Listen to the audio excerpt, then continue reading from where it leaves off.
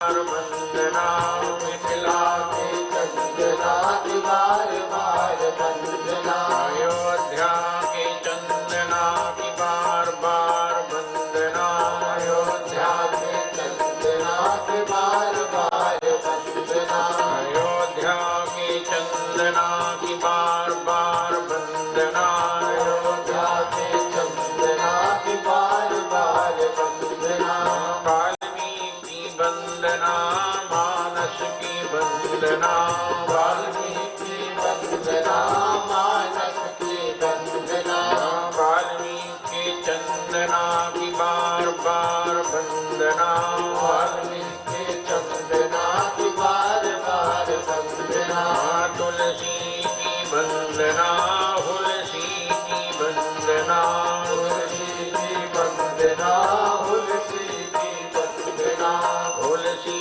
के नंदना की बार बार वंदना तुलसी के नंदना की बार बार वंदना सीताराम वंदना राधे श्याम वंदना सीताराम वंदना राधे श्याम वंदना अंजना के नंदना की बार बार वंदना अंजना के नंदना की बार बार वंदना अंजना के नंदना की बार बार वंदना अंजना के नंदना की बार बार वंदना अंजना के नंदना की बार बार वंदना अंजना के नंदना की बार बार वंदना भगवान श्री सीताराम जी महाराज की जय हो। आनंद कंद कृष्णचंद्र भगवान की जय हो। श्री हनुमान जी महाराज की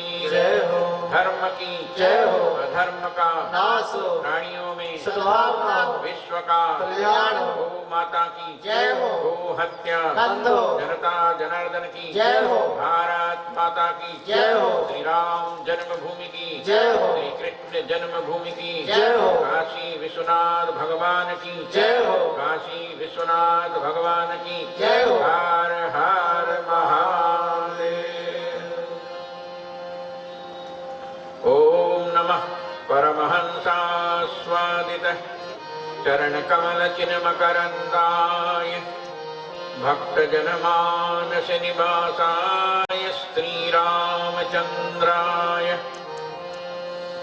वागीशायस्य वदने लक्ष्मीर्यस्य च वक्षसि यस्यास्ते हृदये संवित् तं नृसिंहमहं भजे।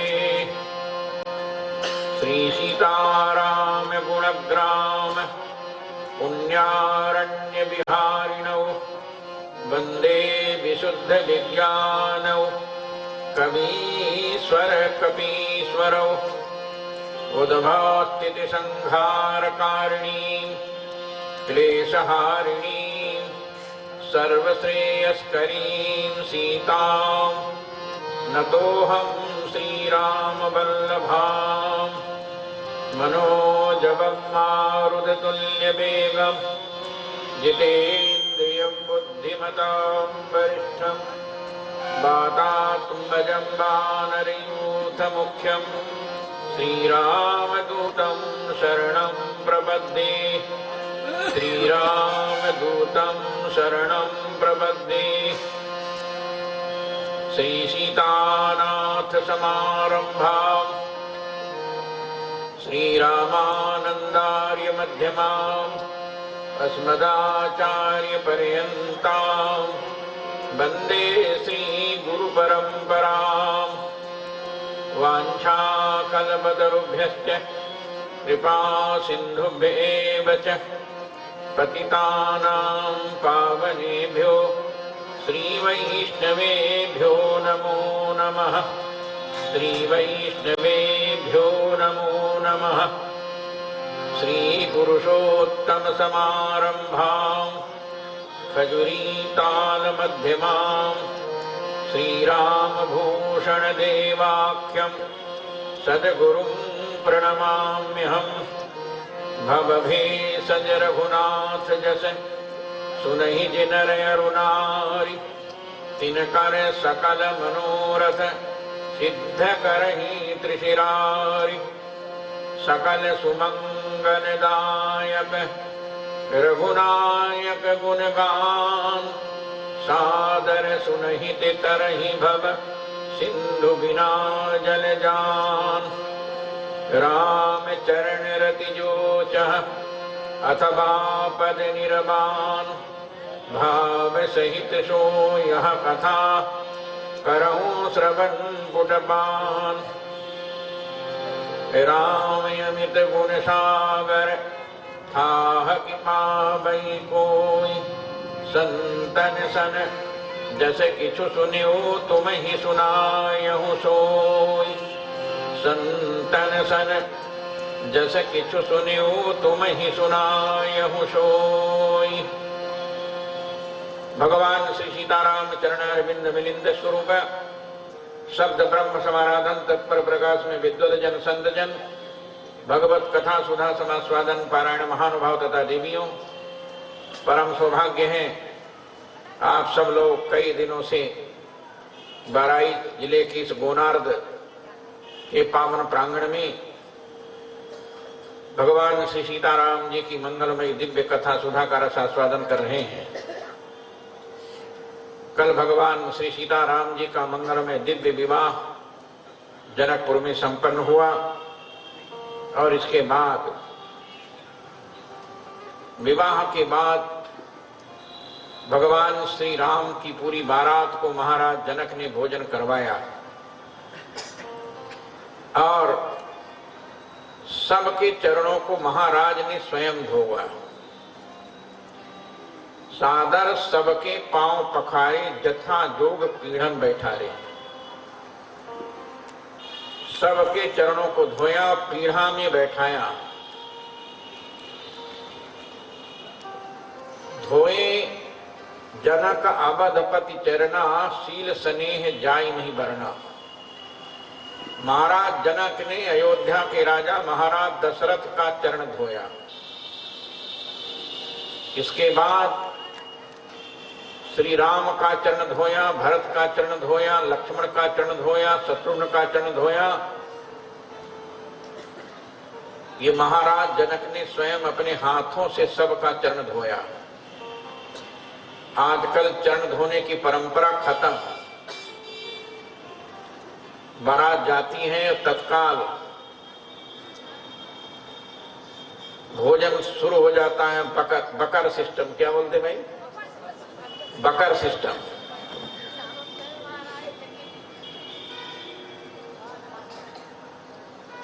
किसी का न कोई पैर धोता है न कोई पैर धुलवाता है। सब मोजा पहने रहते हैं, कौन पैर धुलवाएगा? महाराज जनक ने सबका पैर अपने हाथों से धोया। बहुरी राम पद पंकज धोए, बहुरी राम पद पंकज धोए। ये हर हृदय कमल महकोए, ये हर हृदय कमल महकोए। तीनों भाई राम सब जानी, तीनों भाई राम सब जानी। धोए चरण जनक निज पानी, धोए चरण जनक निज पानी।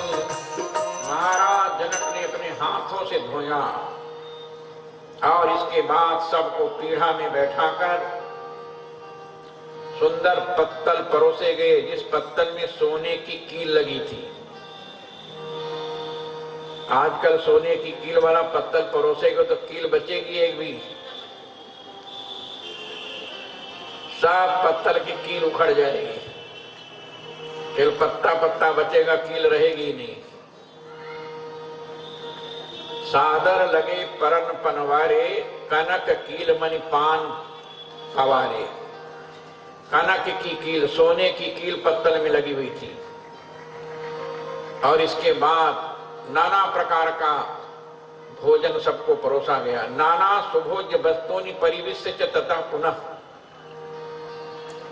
अनेक प्रकार के सुंदर स्वादिष्ट पदार्थों को जो बना था, बनाने वाले सब सिद्धियां थी। सब सिद्धि निधि किशोरी जी की आज्ञा से जनकपुर में आकर के सुंदर दिव्य भोजन बनाया था। महाराज जनक को पता ही नहीं चला कि इतना भोजन कैसे बन गया। महाराज जनक को कुछ पता नहीं चला। पंचग्रास विधिं कृत्वा जगसु क्षत्रिय सभा।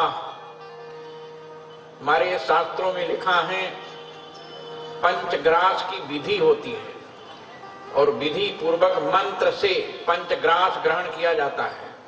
ओम प्राणाय स्वाहा, ओम अपानाय स्वाहा, ओम व्यानाय स्वाहा, ओम उदानाय स्वाहा, ओम समानाय स्वाहा। ये 5 मंत्र हैं भोजन करने के। पहले इससे जल से आचमन किया जाता है, फिर भोजन शुरू होता है। लेकिन आजकल तो पंचकवल जानते ही नहीं लोग, पंचकवल माने क्या होता है। इस विधि से सब लोगों ने बैठकर सुंदर भोजन किया। गोस्वामी तुलसीदास जी ने भी अनुवाद किया है पद्म पुराण का। पंचकवल कर जेवन लागे, गारी गान सुन अति प्रिय लागे। पंचकवल वेद मंत्रों के द्वारा आचमन करके सुंदर भोजन प्रारंभ किया। और जब भोजन प्रारंभ हुआ तो जनकपुर की स्त्रियों ने महाराज दशरथ से शुरू किया गाली। महाराज दशरथ के पिता अज को गाली दिया, अज के पिता को गाली दिया, अज के पिता को गाली दिया, फिर वशिष्ठ को गाली दिया, विश्वामित्र को गाली दिया, जाबाल ऋषि को, वामदेव ऋषि को, कात्यायन ऋषि को, सबको गाली दिया। और ऐसी गाली दिया, मिथिला जैसी गाली दुनिया में कहीं होती ही नहीं। भगवान कृष्ण की बारात नहीं गई है। भगवान कृष्ण को रुक्मिणी जी ने पत्र लिखा था। रुक्मिण्याः स्वयं एकांते पत्रम लिखित्वा दत्तवान। रुक्मिणी ने एकांत में पत्र लिख करके ब्राह्मण को दिया कि जाओ द्वारिकाधीश भगवान को दे देना कि हमको राक्षस विधि से अपहरण करके मेरा विवाह करें। और भगवान कृष्ण ने जैसे ही पत्र में लिखा तो रुक्मिणी ने राक्षस विधि से जबरदस्ती गिरिजा मंदिर से उठाया, गोद में रखा, रथ को उड़ाया और द्वारिकापुरी लाए। न कोई पीढ़ा में बैठा, न सोने के पत्तल लाए। द्वारिकापुरी में जाकर के रुक्मिणी का विवाह हुआ। लेकिन भगवान श्री सीताराम जी का विवाह वैदिक मंत्रों के द्वारा। और जनकपुर के लोगों ने जो गाली दिया वो गाली भी बड़ी विचित्र है। गाली में कहा कि मैं आंखों की पुतली का पीढ़ा बनाऊंगी, आंखों की पुतली का पीढ़ा बनाकर उस पीढ़ा में आपको बैठाऊंगी और इसके बाद हमेशा दर्शन करती रहूंगी। श्री राम से कहा आपकी एक ही बहन है शांता, जिसका विवाह श्रृंगी ऋषि से हुआ। प्रभु बड़े बड़े योगी इंद्र मुनीन्द्र लोग शांति प्राप्त करने के लिए हिमालय की कंदराओं में तपस्या करते हैं। हम चाहते हैं कि आप शांति को मिथिला में लुटा दीजिए, शांति बहन को मिथिला में लुटा दीजिए। ये गाली का भाव है। ऐसी सुंदर गाली मिथिला के लोगों ने महाराज जनक को, भगवान राम, लक्ष्मण, भरत, शत्रुघ्न सबको सुनाया। आप लोग भी यदि कहें तो मैं गाली सुना दो, गाएंगे सब कोई ना? सब कोई ताली बजा कर गाना। गारी खूब सुनैबै छयन अन बेला लाजो, गारी खूब सुनैबै छयन अन बेला लाजो, गारी खूब सुनैबै छयन अन बेला लाजो, गारी खूब सुनैबै छयन अन बेला लाजो। कल विवाह की गाड़ी में बहुत लोग नृत्य कर रहे थे। निर्मला सिंह जी कहाँ चली गई? आज नहीं नाचेगी क्या? कल सुंदर नृत्य हो रहा था। निर्मला सिंह कहाँ गायब हो गई? हमारे अयोध्या की हैं निर्मला सिंह, अयोध्या की हैं, सराय राशि की। आज मुझे पता चला। कहाँ है? गई की हैं? हैं? जहाँ कनेक्शन होता है वहाँ। अच्छा, वहाँ पर है। तो चलिए आएंगी, निर्मला सिंह भी आएंगी। कि हमारे भी सिंधु परिषद की बहुत पुरानी नेत्री हैं। तो श्री राम जन्मभूमि का आंदोलन चला था तो निर्मला सिंह ने यहाँ बहराइच में आंदोलन की बागडोर अपने हाथों से संभाला था। कल मैं देखा कि वो नृत्य कर रही थी, मुझे बड़ी प्रसन्नता हुई। आज पता चला कि हमारे अयोध्या की, अयोध्या में दर्शन नगर के पास में सराय राशि है, वहां की रहने वाली। भगवान श्री राम ने देखा कि सब जनकपुर की माताएं सुंदर गाली दे रही हैं। गारी खूब सुनई छयल अन बेलाल लालू, गारी खूब सुनई छयल अन बेलाल लालू। आदिक पुत्रिन को पीढ़ा बनई बई, दिग पुत्रिन को पीढ़ा बनई बई। अखियन मह बैठई बई छयल अन बेलाल लालू, अखियन मह बैठई बई छयल अन बेलाल लालू। गारी खूब सुनई बई छयल अन बेलाल लालू, गारी खूब सुनई बई छयल अन बेलाल लालू। छरस रुचिर छत्तीसौ व्यंजन, छरस रुचिर छत्तीसौ व्यंजन। हित सो आनिज मई बई छयल अन बेलाल लालू, हित सो आनिज मई बई छयल अन बेलाल लालू। ससुरारी की गारी है प्यारी, ससुरारी की गारी है प्यारी। सुनी सुनी के नम्र जय भई छयल अन बेलाल लालू, सुनी सुनी के नम्र जय भई छयल अन बेलाल लालू। आए कई बहन आपके लालन, कई बहन आपके लालन। हम पूछे कहीं दई भई छयल अन बेलाल लालू, हम पूछे कहीं दई भई छयल अन बेलाल लालू। केते जतन करत हैं मुनि जन, केते जतन करत हैं मुनि जन। रूप बहिनी के पई भई छयल अन बेलाल लालू, तुम बहिनी के पई भई छयल अन बेलाल लालू। बिनु शांति सुख लाभन काहू, बिनु शांति सुख लाभन काहू। झूठे तनिक ना कहा छयल अन बेलाल लालू, झूठे तनिक ना कहा छयल अन बेलाल लालू। सब जग चाह करत शांति रूप, सब जग चाह करत शांति रूप। कहाँ कहाँ उन्हई पठई भई छयल अन बेलाल लालू, कहाँ कहाँ उन्हई पठई भई छयल अन बेलाल लालू।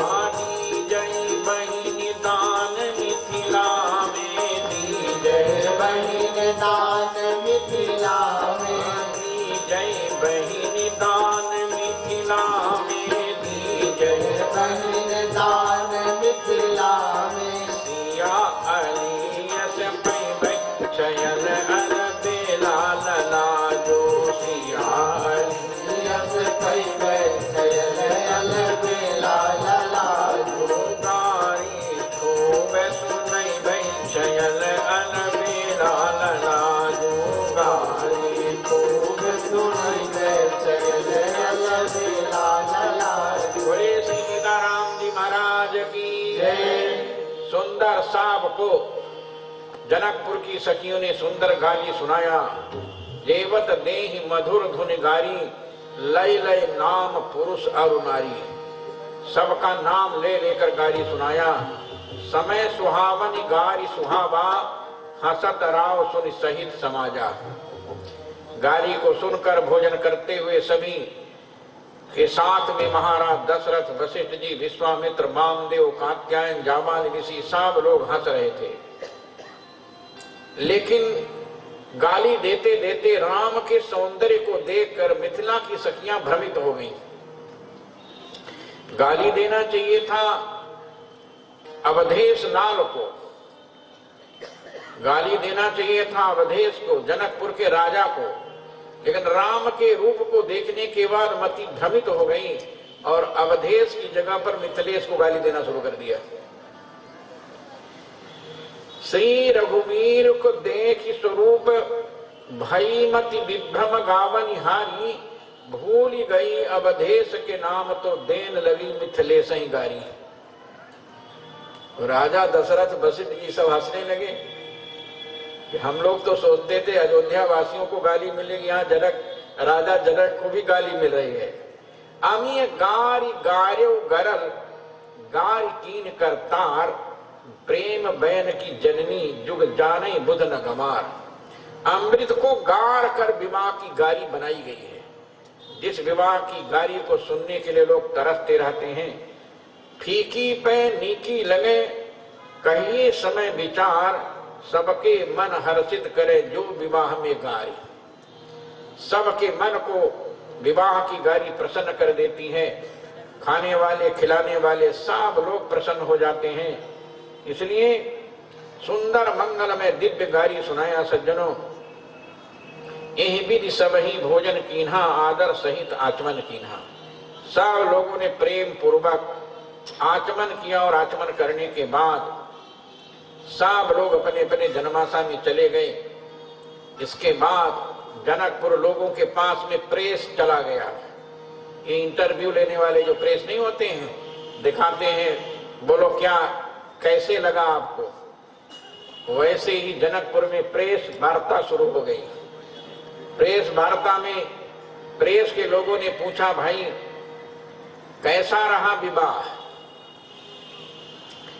तो वहां की सखियों ने कहा, अब हमको किसी का डर नहीं है। लोग गाना गाते हैं ना, मेरा सैया भया कुतबाल मोहे डर काहे का। मेरा सैया कुतबाल बन गया है, मैं पकड़वा के बंधवा दूंगी। ये स्त्रियों में प्रायः रहता है।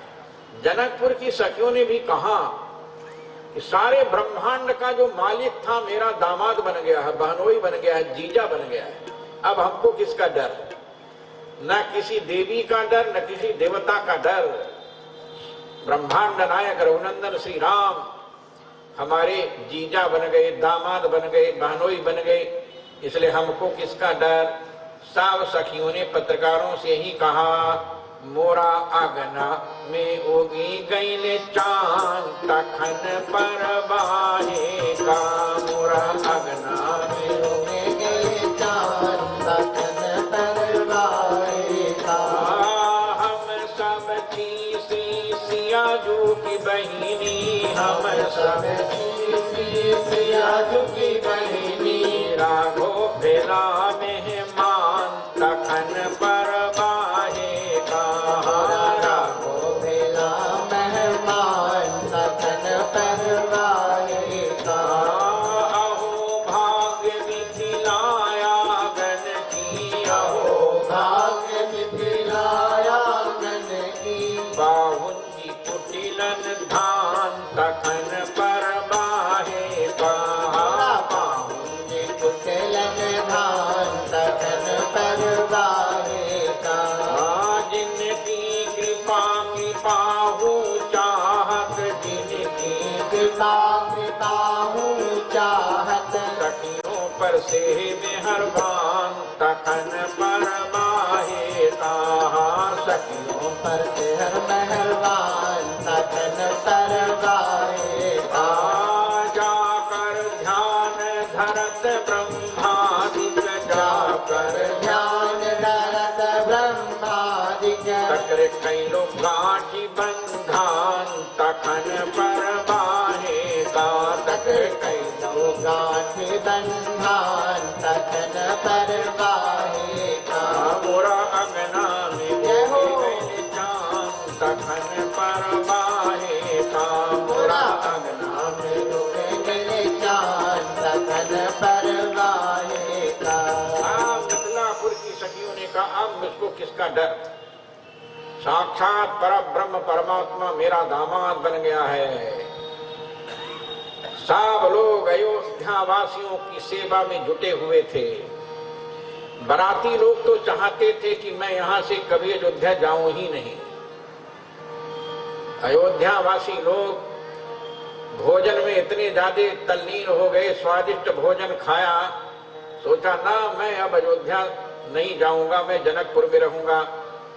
जब भगवान राम जंगल जाने लगे और भरद्वाज ऋषि ने स्वागत किया, तो भरद्वाज ऋषि के स्वागत को देखने के बाद अयोध्या वासियों ने कहा नैवा अयोध्याम गमिष्यामो न गमिष्यामि दंडकाम कुशलम भरतस्यास्तु रामस्यास्तु तथा सुखम। न मैं अयोध्या जाऊंगा न तो चित्रकूट जाऊंगा, भारत जाए उनको, लेकिन मैं अब यहीं रहूंगा त्रिवेणी में, भरद्वाज ऋषि के आश्रम में सुंदर माल पालीछान होगा। वैसे ही अयोध्या वासी बारातियों ने कहा यदि यह बारात रुक जाती 2-4 महीने तो बहुत आनंद आ जाता।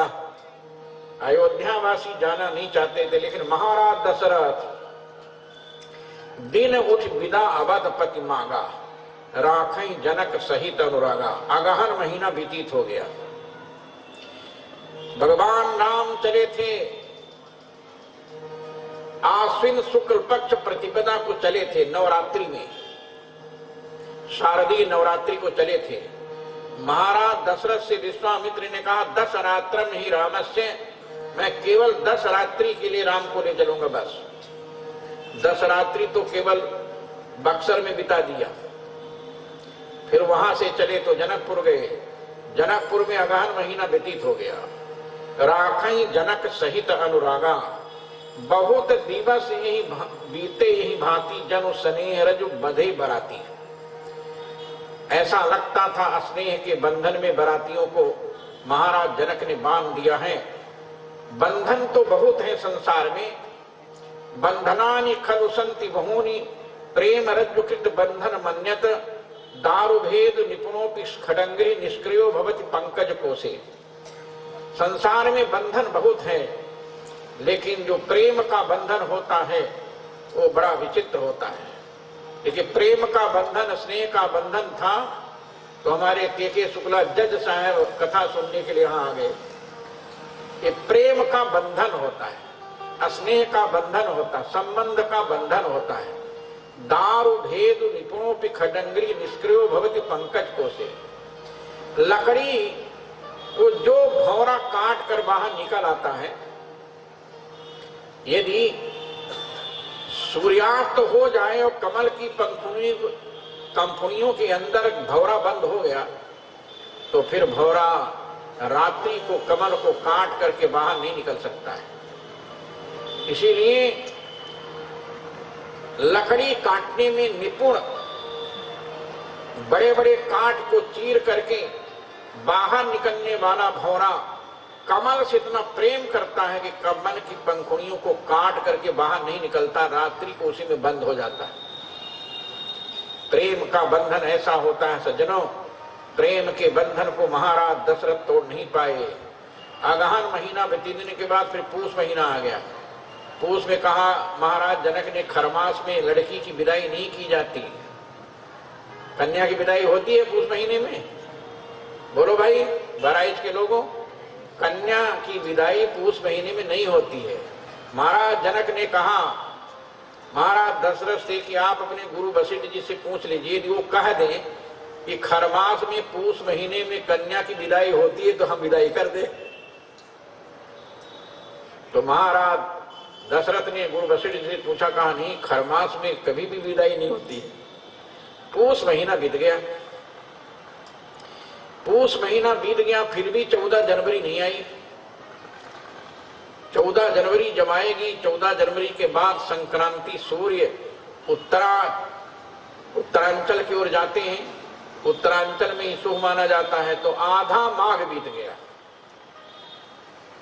जब आधा माघ बीत गया तो आधा माघ बीतने के बाद भी महाराज दशरथ के पास बार बार जाते थे और जनकपुर की स्त्रियां बार बार, वहां की सखियां बार बार आती थी, रघुनंदन श्री राम को झांकती थी, देखती थी।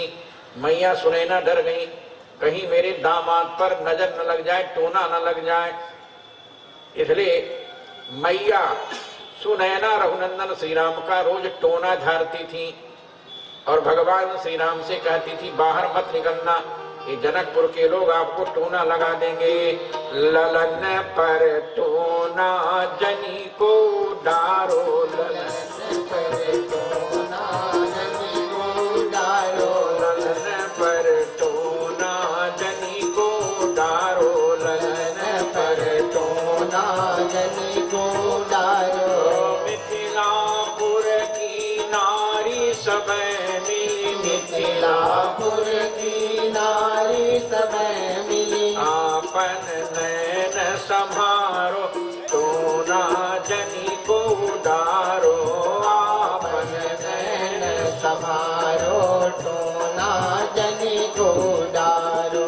ला मोरी कोई भाल डिठोना, ला मोरी कोई भाल डिठोना, तड़पत जियरा हमारो, टोना जनी को डारो, तड़पत जियरा हमारो, टोना जनी को डारो। सियामा तू महारानी सुनैना, सियामा तू महारानी सुनैना, राई नोन उतारो, टोना जनी को डारो, राई नोन उतारो, टोना जनी को डारो। ललन पर टोना जनी को डारो, ललन पर टोना जनी को डारो। मैया सुनैना ने सबसे निवेदन किया कि मेरे राम पर कोई टोना मत मारना।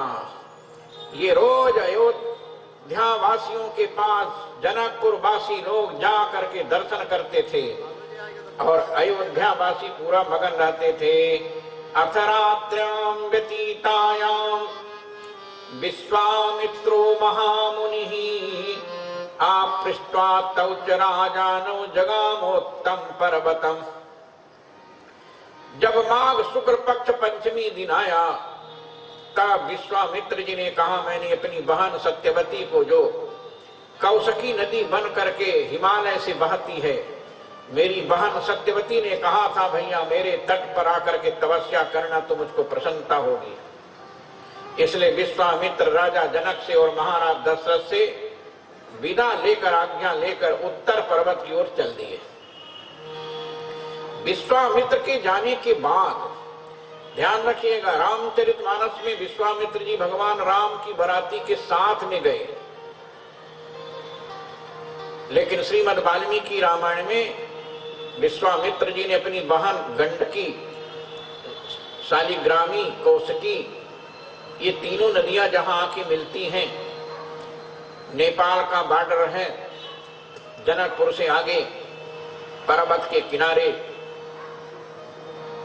विश्वामित्र ने कहा मैंने अपनी बहन को वचन दिया था, इसलिए उस वचन के अनुसार मैं कुछ दिनों तक कौशिकी नदी के किनारे जाकर तपस्या करूंगा। और सबसे विदा लेकर के चल दिए भगवान राम और लक्ष्मण।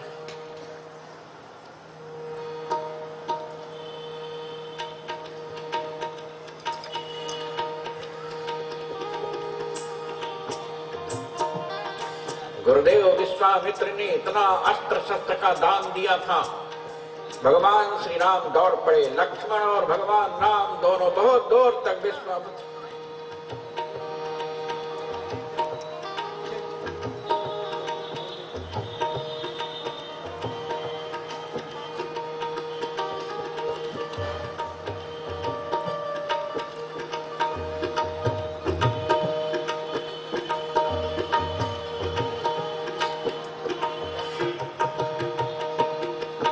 श्री राम ने विश्वामित्र जी से कहा महाराज अयोध्या से आप हमको यहाँ पर लाए थे, अयोध्या पहुंचाकर तब जाएं। विश्वामित्र ने कहा नहीं राम, मैंने अपनी बहन सत्यवती से कहा था कि मैं आऊंगा तुम्हारे तट पर तपस्या करने के लिए।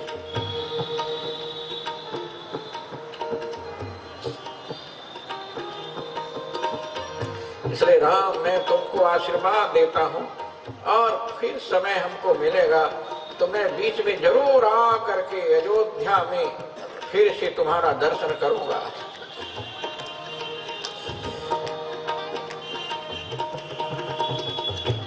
विश्वामित्र ने राम को अपने हृदय से लगाया, लक्ष्मण को अपने हृदय से लगाया और विश्वामित्र ने आश्वासन दिया, राम चलो तुम अयोध्या, मैं भी समय मिलने पर जरूर आऊंगा अयोध्या तुम्हारा दर्शन करने के लिए। और विश्वामित्र उत्तर पर्वत की ओर चल दिए।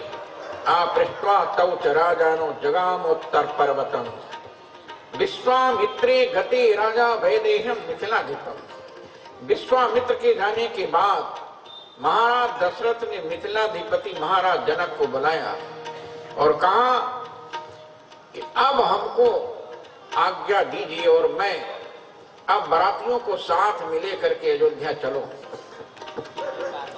क्योंकि बाराती लोग भी जाना चाहते हैं, जबकि बाराती लोग नहीं जाना चाहते थे।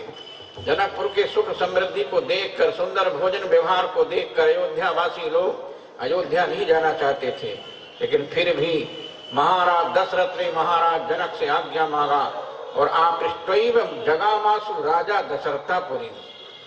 महाराज दशरथ ने महाराज जनक से आज्ञा मांगकर और बारात की विदाई के लिए कहा।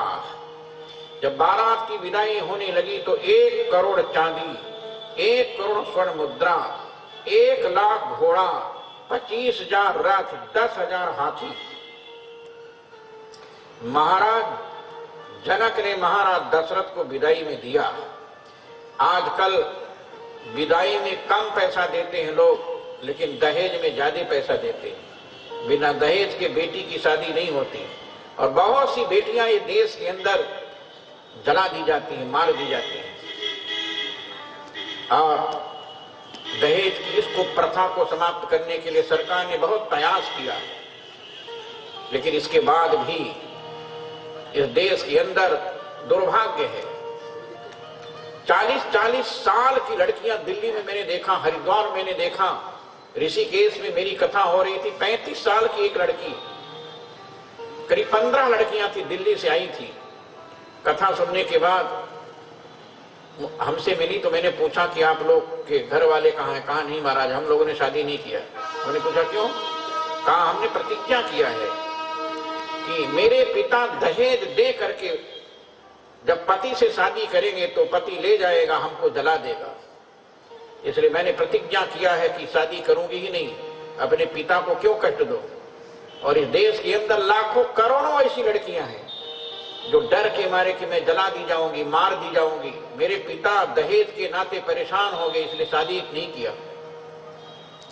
आज इस देश के अंदर इसको प्रथा को समाप्त करने के लिए हमारे देश के जजों ने भी बहुत कड़ा प्राविधान किया है। हमारे जज साहब यहाँ बैठे हैं, के शुक्ला जी, इन्होंने बहुत से केस को देखा होगा कि दहेज की जो कुप्रथा है भारत से कैसे समाप्त हो।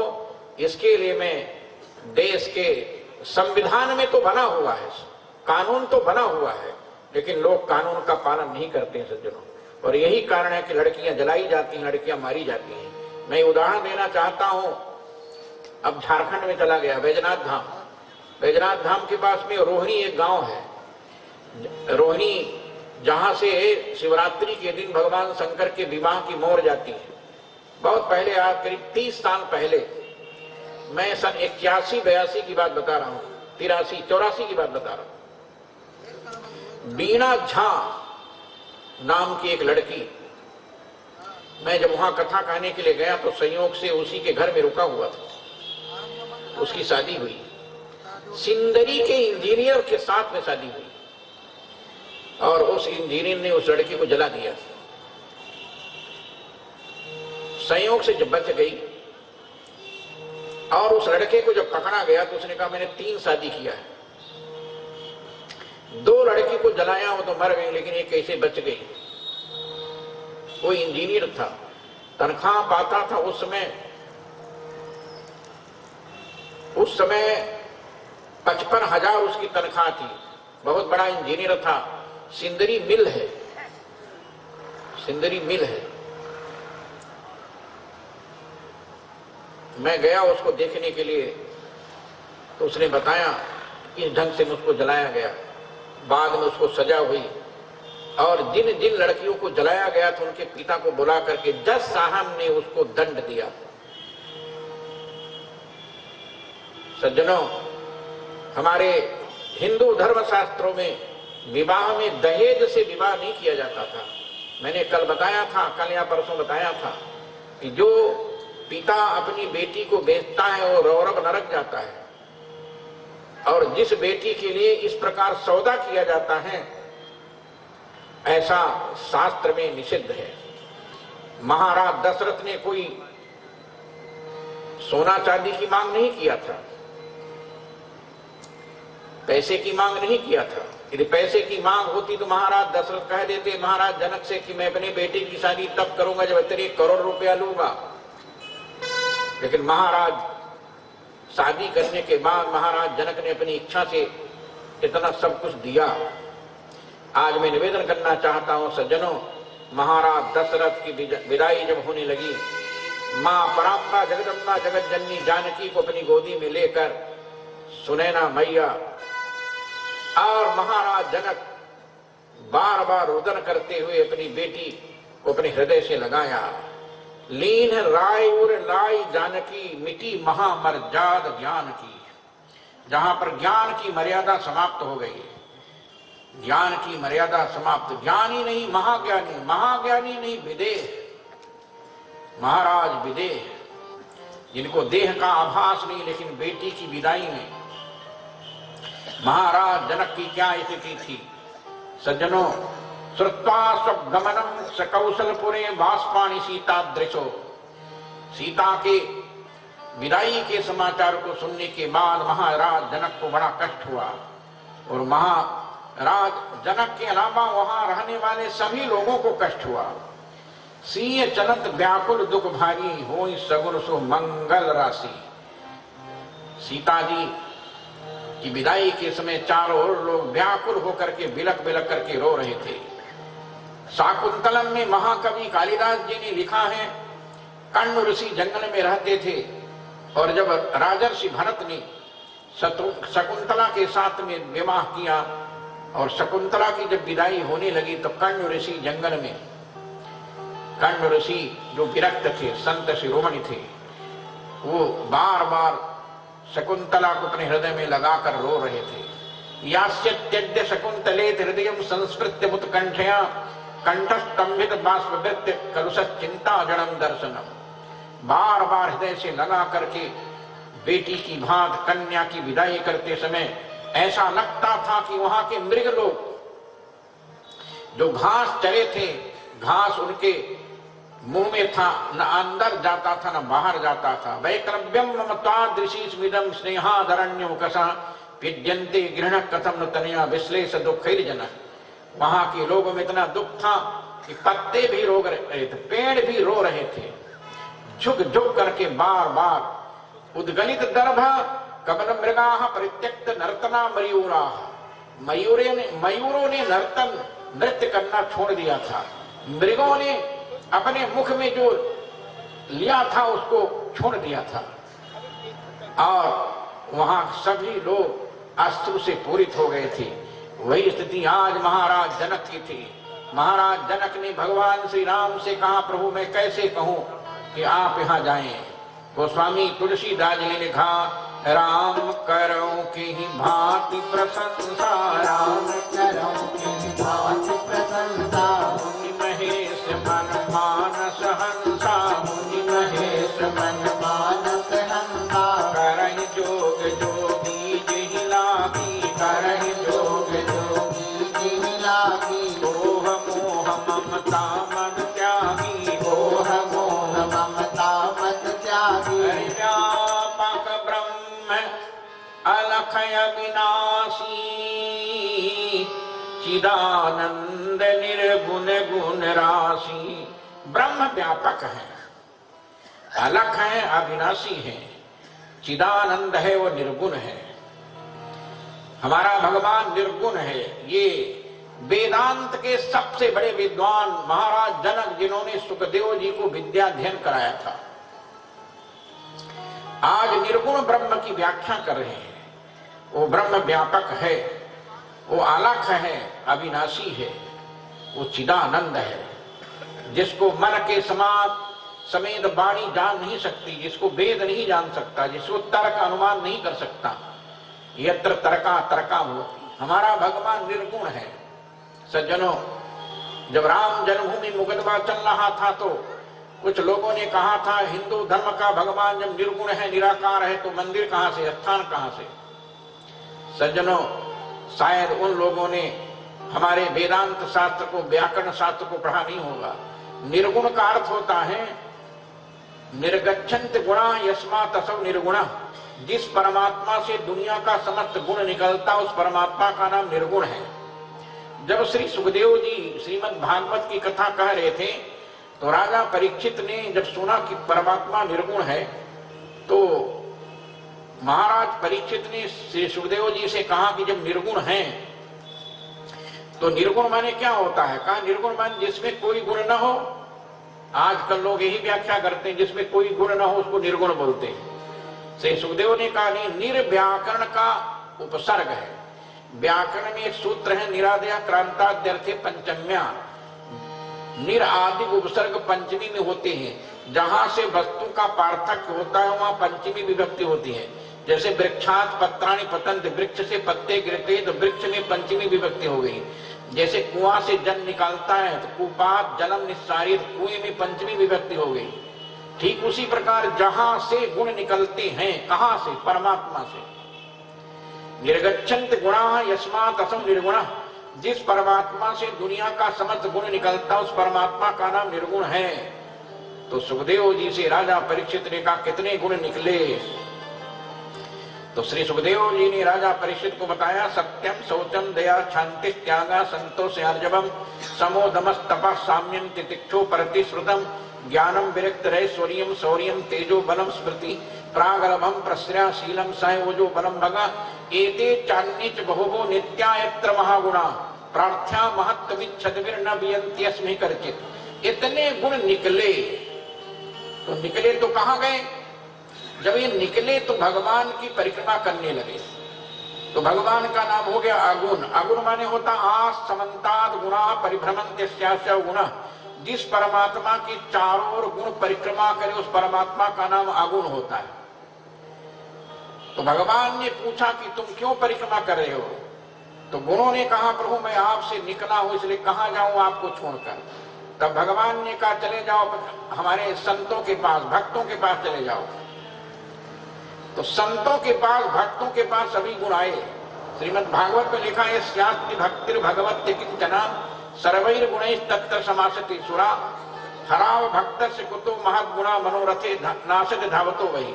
भगवान के जितने गुण हैं सब भगवान के संतों के पास, भक्तों के पास चले गए। संतों ने कहा मुझको जरूरत नहीं, तुम वापस जाओ। मुक्तियों ने कहा माम मुक्ति कथम भविष्यति, मेरी मुक्ति कैसी होगी, इसलिए हमको मुक्त करने के लिए स्वीकार कर लीजिए। ये है वेदांत शास्त्र सज्जनों। इसलिए भगवान से गुण निकलते हैं और भगवान में विलीन हो जाते हैं। जैसे निराकार को लोग बोलते हैं कि निराकार माने जिसमें कोई आकार न हो। निराकार माने होता निर्गता आकारो यस्मात् असौ निराकार। जिस परमात्मा से दुनिया का समस्त आकार निकलता है उस परमात्मा का नाम निराकार है। यहां भी निरुपसर्ग है। परमात्मा से वेदांत में लिखा है या स्थूल चिदचित विशिष्ट जगत सूक्ष्म चिदचित विशिष्ट ब्रह्म से निकला है। और जैसे मकड़ी अपने मुख से जाला निकालती है, वो जाला निकालने के बाद जब वो जाने लगती है तो पूरे जाला को मुख में समा लेती है और इसके बाद चली जाती है। ठीक उसी प्रकार परमात्मा के द्वारा जगत की सृष्टि होती है। वो परमात्मा जब नहीं चाहता है तो जगत का लय कर देता है, जिससे प्रलय हो जाता है। ये शास्त्रों में मेरा वर्णन है। इसलिए निर्गुण भगवान है, निराकार। आज महाराज जनक जो वेदांतियों के गुरु हैं, ज्ञानियों के गुरु हैं, सुखदेव के गुरु हैं, जिन्होंने सुखदेव को ब्रह्म विद्या का अध्ययन कराया, आज वो कह रहे हैं कि व्यापक ब्रह्म अलख अविनाशी चिदानंद निर्गुण गुणराशि। व्यापक ब्रह्म कभी जन्म लेता है, ये महाराज जनक ने कभी कल्पना नहीं किया था। लेकिन जो व्यापक ब्रह्म था, जो अखिल ब्रह्म था, जो अखंड अनंत छेद्य भेद अतर्क चिंत ग्राह्य विदेश प्रपंचातीत प्रत्यग्न अपरिगणित कंदर्प दर्प दनन पटियान परमात्मा था, वह भी जन्म ले लिया और जन्म लेकर के मेरे आंगन में आ गया, मेरा पहुना बन गया।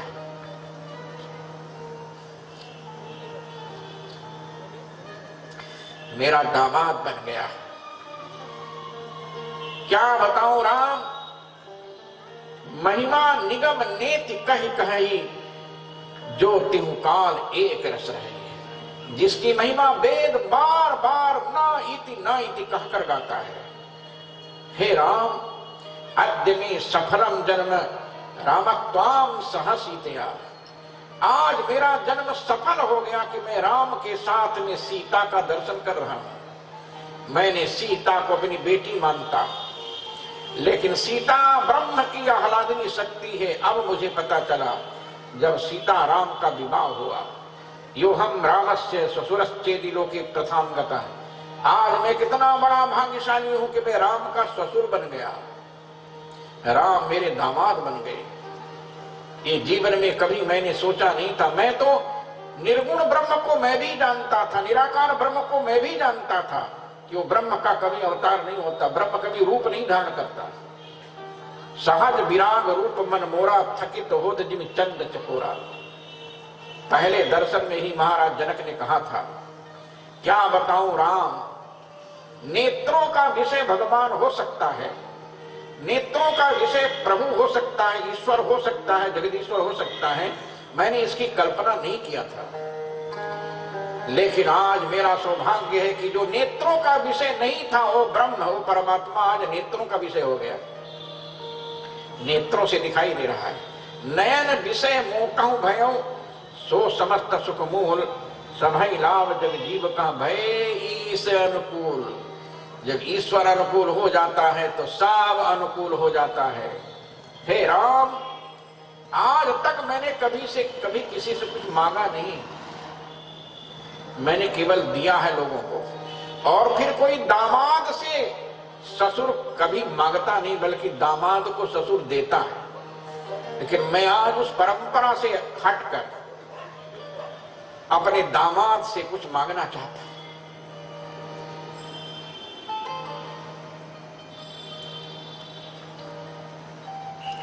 आज अपने दुनिया के लोगों, कान खोलकर सुन लो कि ब्रह्म ज्ञानी विदेह राज महाराज जनक ने आज तक कभी किसी से कुछ नहीं मांगा, और दुनिया के लोगों ने भी कभी किसी दामाद से नहीं मांगा होगा। लेकिन आज मैं उस परंपरा से हटकर अपने दामाद से मांगना चाहता हूं।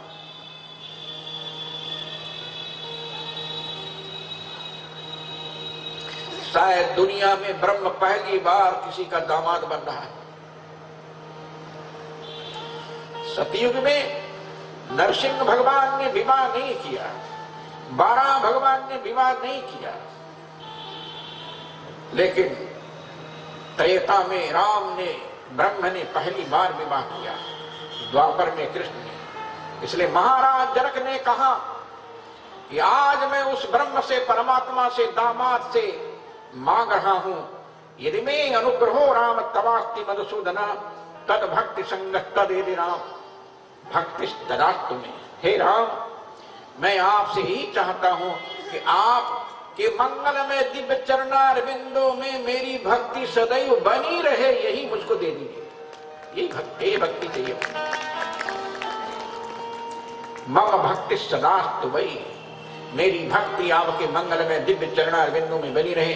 आनंद रामायण के इस वाक्य को गोस्वामी तुलसीदास जी ने रामचरितमानस में हूबहू उतार दिया है। बार बार मांगू कर जोरे, बार बार मांगू कर जोरे, बार बार मांगू कर जोरे, बार बार मांगू कर जोरे। मन परिहरै चरण जनि घोरे, मन परिहरै चरण जनि घोरे, मन परिहरै चरण जनि घोरे, मन परिहरै चरण जनि घोरे।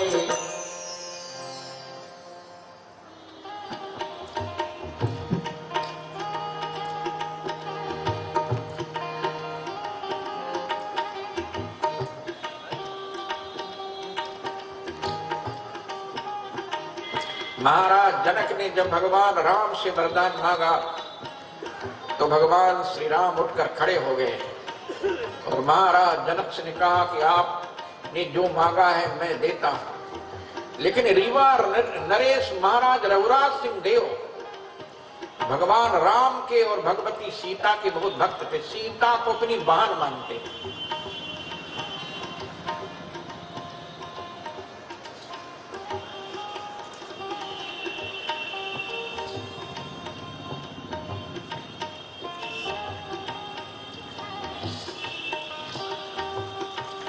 उन्होंने बहुत ग्रंथों को लिखा जिसमें एक राम रसिकावली है। महाराज रघुराज सिंह देव ने राजाओं में जितना ग्रंथ लिखा है किसी भक्त ने नहीं लिखा है।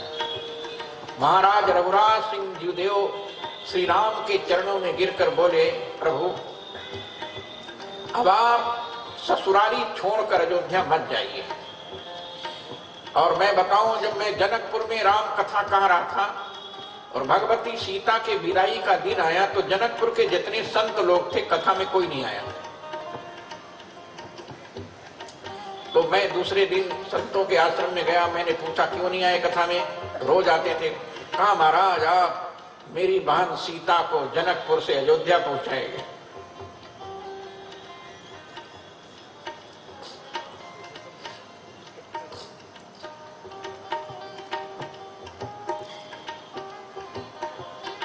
राम को अयोध्या ले जाएंगे, लेकिन आपको पता है कि सीता विवाह के बाद राम जनकपुर छोड़कर अयोध्या गए ही नहीं। जनकपुरम परित्यज्य पादमेकम न गच्छति। जनकपुर को छोड़कर श्री राम एक पग भी आगे नहीं बढ़े, जनकपुर में ही रह गए। और मैंने भक्तमाल की पुस्तक पढ़ा, एक राजा यहाँ एक संत अयोध्या से चले गए और उन्होंने बालकांड की कथा के बाद अयोध्या कांड में भगवान राम को 14 वर्ष का जंगल और सीता हरण की कथा सुना दिया। जैसे सीता हरण की कथा सुना, रावण लंका ले गया सीता हरण करके, तो वो राजा 10,000 सैनिकों के साथ में नौका में बैठ करके लंका पर चढ़ाई कर दिया। ये कलयुग की बात बता रहा हूं। भगवान राम ने भगवती सीता से कहा, हनुमान जी से कहा, देखो ये त्रेता की कथा और ये कलयुग में ये राजा लंका चढ़ाई कर दिया 10,000 सैनिकों को लेकर के नौका को। तब भगवती सीता ने कहा क्या करूं? कहा चलो पुष्पक विमान में बैठो और उस राजा को वापस करो, नहीं तो समुद्र में डूब के मर जाएगा। तब पुष्पक विमान में रघुनंदन श्री राम, भगवती सीता और हनुमान जी ये लोग बीच समुद्र में राजा से मिले और कहा देखो मैं सीता को लेकर अयोध्या जा रहा हूं, लौटो, रावण को मैंने मार दिया। तब वो राजा अपनी सेनाओं को लेकर वापस आया। इस कलयुग में भी सज्जनों, जनकपुर के लोगों का कहना है कि सीता राम अयोध्या नहीं गए, सीता राम जनकपुर में हैं, आपको नहीं पता है। हमको वहां के संतों ने बहुत डांटा, आप सीता को ले जाएंगे, मेरी बहन को ले जाएंगे, अयोध्या ले जाएंगे। महाराज रघुराज सिंह जीवदेव ने रघुनंदन श्री राम से प्रार्थना किया, प्रभु आप मिथिला को छोड़कर के अयोध्या मत जाइए। छाड़ी ससुरारी ललन कहाँ जई हूँ, छाड़ी ससुरारी कहाँ जई हूँ, छाड़ी ससुरारी ललन कहाँ जई हूँ, छाड़ी ससुरारी ललन कहाँ जई हूँ। मिथिला से जो अवध को जई हूँ, मिथिला से जो अवध को जई हूँ। साची कहूँ कब आई हूँ, ललन कहाँ जई हूँ, साची कहूँ कब आई हूँ, ललन कहाँ जई हूँ। एक बेर आए सियाजू को पाए, एक बेर आए सियाजू को पाए। फिर आई हूँ कछु पई हूँ, ललन कहाँ जई हूँ। फिर आई हूँ कछु पई हूँ, ललन कहाँ जई हूँ। छाड़ी ससुरारी ललन कहाँ जई हूँ, छाड़ी ससुरारी ललन कहाँ जई सियाजू के नाते, गाड़ी देख सियाजू के नाते, गाड़ी के सुध जन भूलई हूँ ललन कहाँ जई हूँ, गाड़ी के सुध जन भूलई हूँ ललन कहाँ जई हूँ। श्री रघुराज ननद नन दोई, श्री रघुराज ननद नन दोई, सरहज के सुध जन भूलई हूँ ललन कहाँ जई हूँ, सरहज के सुध जन भूलई हूँ ललन कहाँ जई हूँ। छाड़ ससुरारी ललन कहाँ जई हूँ, छाड़ ससुरारी ललन कहाँ जई हूँ। बोले श्री सीताराम जी महाराज की जय। चली बारात निशान बजाई, मुदित छोट बड़ सब समुदाय, निशान बजाकर जनकपुर से बारात चल दी। तब जनकपुर के संतों ने कहा अब मैं क्या करूं, मेरी बहन जब जा रही अयोध्या तो मैं अब जनकपुर में नहीं रहूंगा, मैं अब जनकपुर में नहीं रहूंगा, जहां मेरी बहन सीता रहेगी वहीं मैं रहूंगा। और अयोध्या में 90% मिथिला के लोग हैं, अभी भी 10% बाहर के लोग हैं बस। सब संत मिथिला से अयोध्या चले आए, कहा इस मिथिला में मेरा जन्म हुआ, शंकर और गौरी की कृपा से मिथिला में जनकपुर में जन्म हुआ, लेकिन अब जब मेरी बहन जा रही है तो मैं अब बिना अपने बहन के दर्शन के नहीं रुक सकता। इसलिए सब जनकपुर के साधु लोग अयोध्या की ओर चल दिए। प्रीतम श्याम सुजान सजन संग चल नारियाली, प्रीतम श्याम सुजान सजन संग चल नारियाली। यही मिथिलापुर जन्म भयो है, यही मिथिलापुर जन्म भयो है, शंकर गौरी पसाओ सजन संग चल नारियाली। शंकर गौरी पसाओ सजन संग चल नारियाली। धाम शिरोमणि अवध कौशला, धाम शिरोमणि अवध कौशला, रसिक शिरोमणि राम सजन संग चल नारियाली। रसिक शिरोमणि राम सजन संग चल नारियाली। जासु बिरह पाक्षी सुख सारो, जासु बिरह पाक्षी सुख सारो, अति अधीर पुर देश सजन संग चल नारियाली। अति अधीर पुर देश सजन संग चल नारियाली। जुगल प्रियाय अब उचित न रहना, जुगल प्रियाय अब उचित न रहना, चलना अवध विदेश सजन संग चल नारियाली। चलना अवध विदेश सजन संग चल नारियाली। प्रीतम श्याम सुजान सलन संग चल नारियाली। प्रीतम श्याम सुजान सजन संग चल नारियाली। सभी जनकपुर वासी अयोध्या आ गए और अयोध्या में मिथिला भवन बन गया। अयोध्या में मिथिला भवन बन गया। भगवान राम की बारात जब चली तो गांव के लोग भगवान राम का दर्शन करने के लिए सब सड़कों के किनारे आ गए और जहां जहां भगवान श्री राम का रथ निकलता था सब लोग सुंदर फूलों की वर्षा करते थे। राम ही निरखी ग्राम नर नारी, पाई नयन फल होई सुखारी। पाई नयन फल होई सुखारी, नयन लाभ लूटहि नर नारी। धावहि निज निज काज बिसारी। सब लोग अपने घर द्वार को छोड़कर रघुनंदन राम सीता का दर्शन करने के लिए सब सड़कों में आ गए। राम जानकी रोड बना हुआ है। आज भी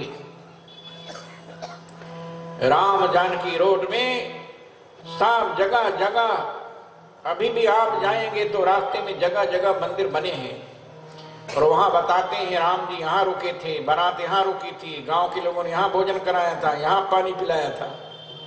आज भी और उस रास्ते से भगवान श्री राम चल रहे थे। तब तक रामचरितमानस में तो परशुराम जी धनुष तोड़ने के तत्काल बाद आ गए।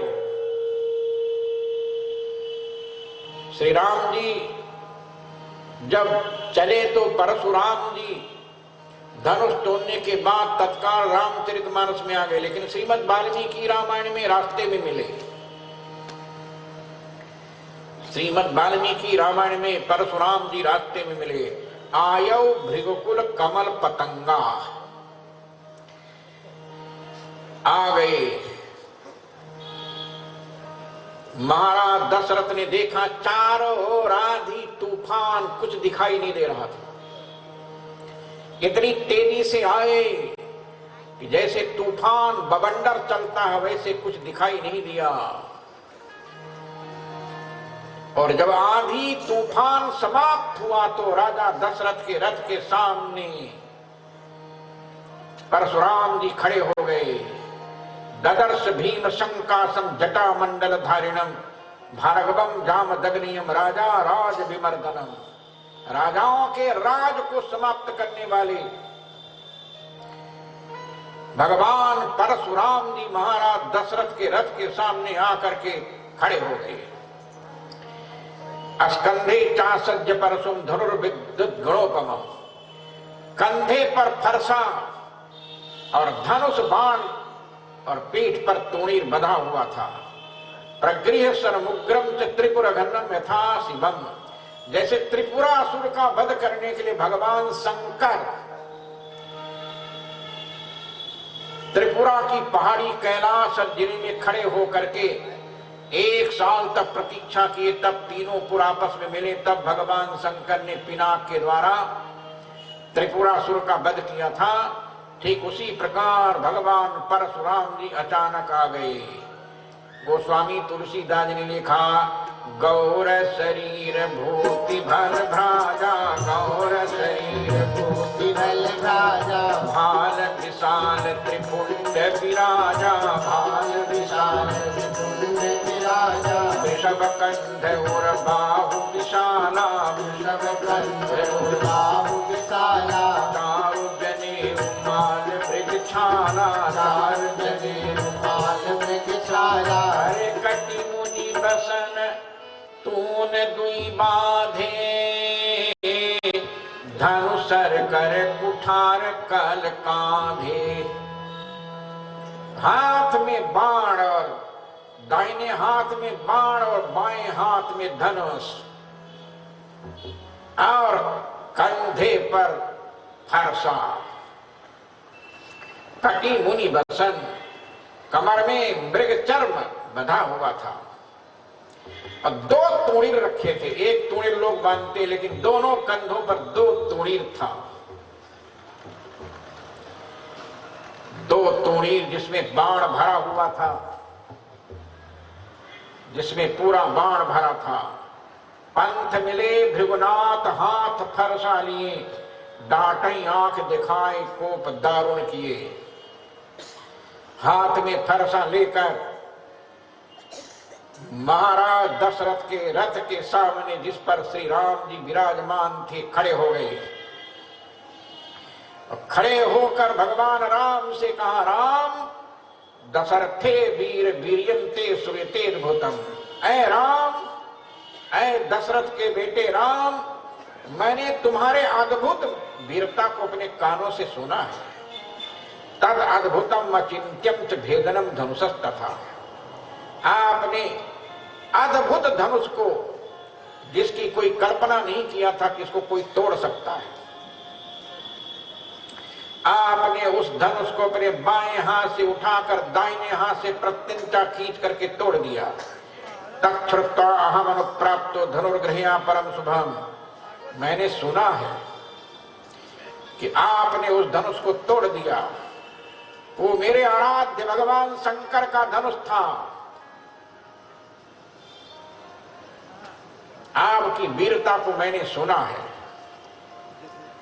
इसलिए मैं दूसरा धनुष लेकर के आया हूं। तदिदम घोर शंकासम जाम दग्नम महद्धनु पूर्यस्य स्वबैनैव स्वबलम धनसे सच। मैं ये दूसरा धनुष लेकर आया हूं। यदि आप में ताकत हो तो इस धनुष को तोड़ करके दिखाइए। तोड़ना तो दूर रहा, इसकी प्रत्यंचा चढ़ा करके दिखा दीजिए। इसके बाद द्वंद्व युद्धम प्रदास्यामि वीर श्लाघ्यमहं तव। इसके बाद फिर हमारा और आपका द्वंद्व युद्ध होगा। जैसे महाराज दशरथ के सामने श्री राम को परशुराम जी ने ललकारा, वैसे ही महाराज दशरथ रथ से नीचे कूद पड़े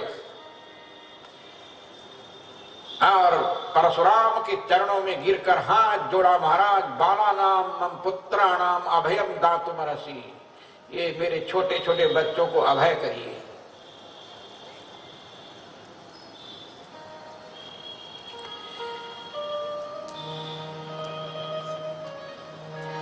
और महाराज दशरथ का सहस्त्राक्षे प्रतिज्ञाएं शस्त्रम प्रक्षित मानसी।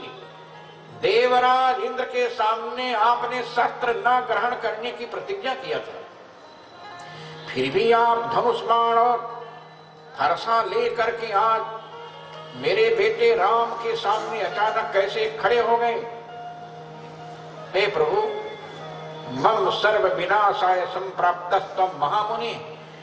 क्या आप हमारे भी कुल खानदान का विनाश करने के लिए यहां पर आए हुए हैं? मैं है बंसी राजा नहीं हूं।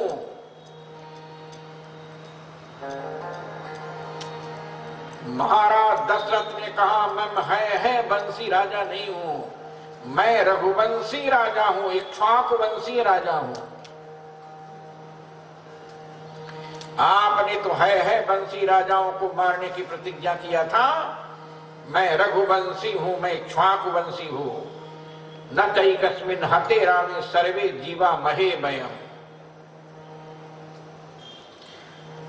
ऐ परशुराम, यदि एक राम को आप मार देंगे तो हम लोग जिंदा ही मृतक हो जाएंगे। एक राम के मरने के बाद कोई फिर बचेगा नहीं।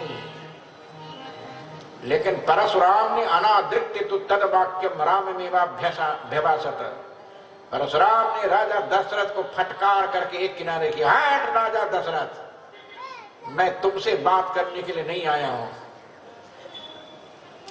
राजा दशरथ मूर्छित होकर के धड़ाम से गिर गए। राजा दशरथ को मूर्छा आ गई, मूर्छित होकर गिर गए। दशरथ मूर्छित परे भूमि माही अति अचेत तन सुधि कचुनाही। महाराज दशरथ अचेत होकर के पृथ्वी में गिर गए। और महाराज दशरथ के गिरने के बाद परशुराम ने प्रभु राम को कहा, इमे द्वे धनुषी श्रेष्ठे दिव्ये लोका विपूजिते अनुसृष्टम सुरैरेक्यम त्र्यंबकायुत्सवे। ऐ राम, इस ब्रह्मांड में केवल 2 धनुष बने थे और एक वज्र बना था। दधीच ऋषि की हड्डी से 2 धनुष और एक वज्र बना था। एक का नाम था पिनाक और दूसरे का नाम था सारंगव, और एक वज्र बना था। सारंगव धनुष को भगवान विष्णु ने ग्रहण किया और पिनाक धनुष को भगवान शंकर ने त्रिपुरासुर के वध के लिए ग्रहण किया। त्रिपुरघनम नरश्रेष्ठम भगनम काकुष्ठयत्वया। हे राम, आपने त्रिपुरासुर का वध करने वाले जिस धनुष का वध किया उस धनुष का नाम था पिनाक। आज मैं आपके सामने दूसरा धनुष लेकर के आया हूं। इदम द्वितीयम दुर्धर्षम विष्णु दत्तम सुरोत्तमैहि। ये भगवान विष्णु के द्वारा प्रदत्त दूसरा धनुष है, जिसको भगवान विष्णु ने मेरे पिताजी के पिता को दिया था। तदिदम वैष्णवम राम धनु पर पुरंजय। भगवान विष्णु ने मेरे पिता के पिता को धनुष दिया था। और एक बार देवताओं ने भगवान विष्णु और शंकर को आपस में लड़ा दिया। सिद्धि कंठस्य विष्णुश्च बला बल निरीक्षया। देवताओं ने सोचा विष्णु में और शंकर में कौन ज्यादा बलवान है, तो ब्रह्मा ने भगवान विष्णु और शंकर को आपस में लड़ा दिया। बहुत दिनों तक युद्ध चला,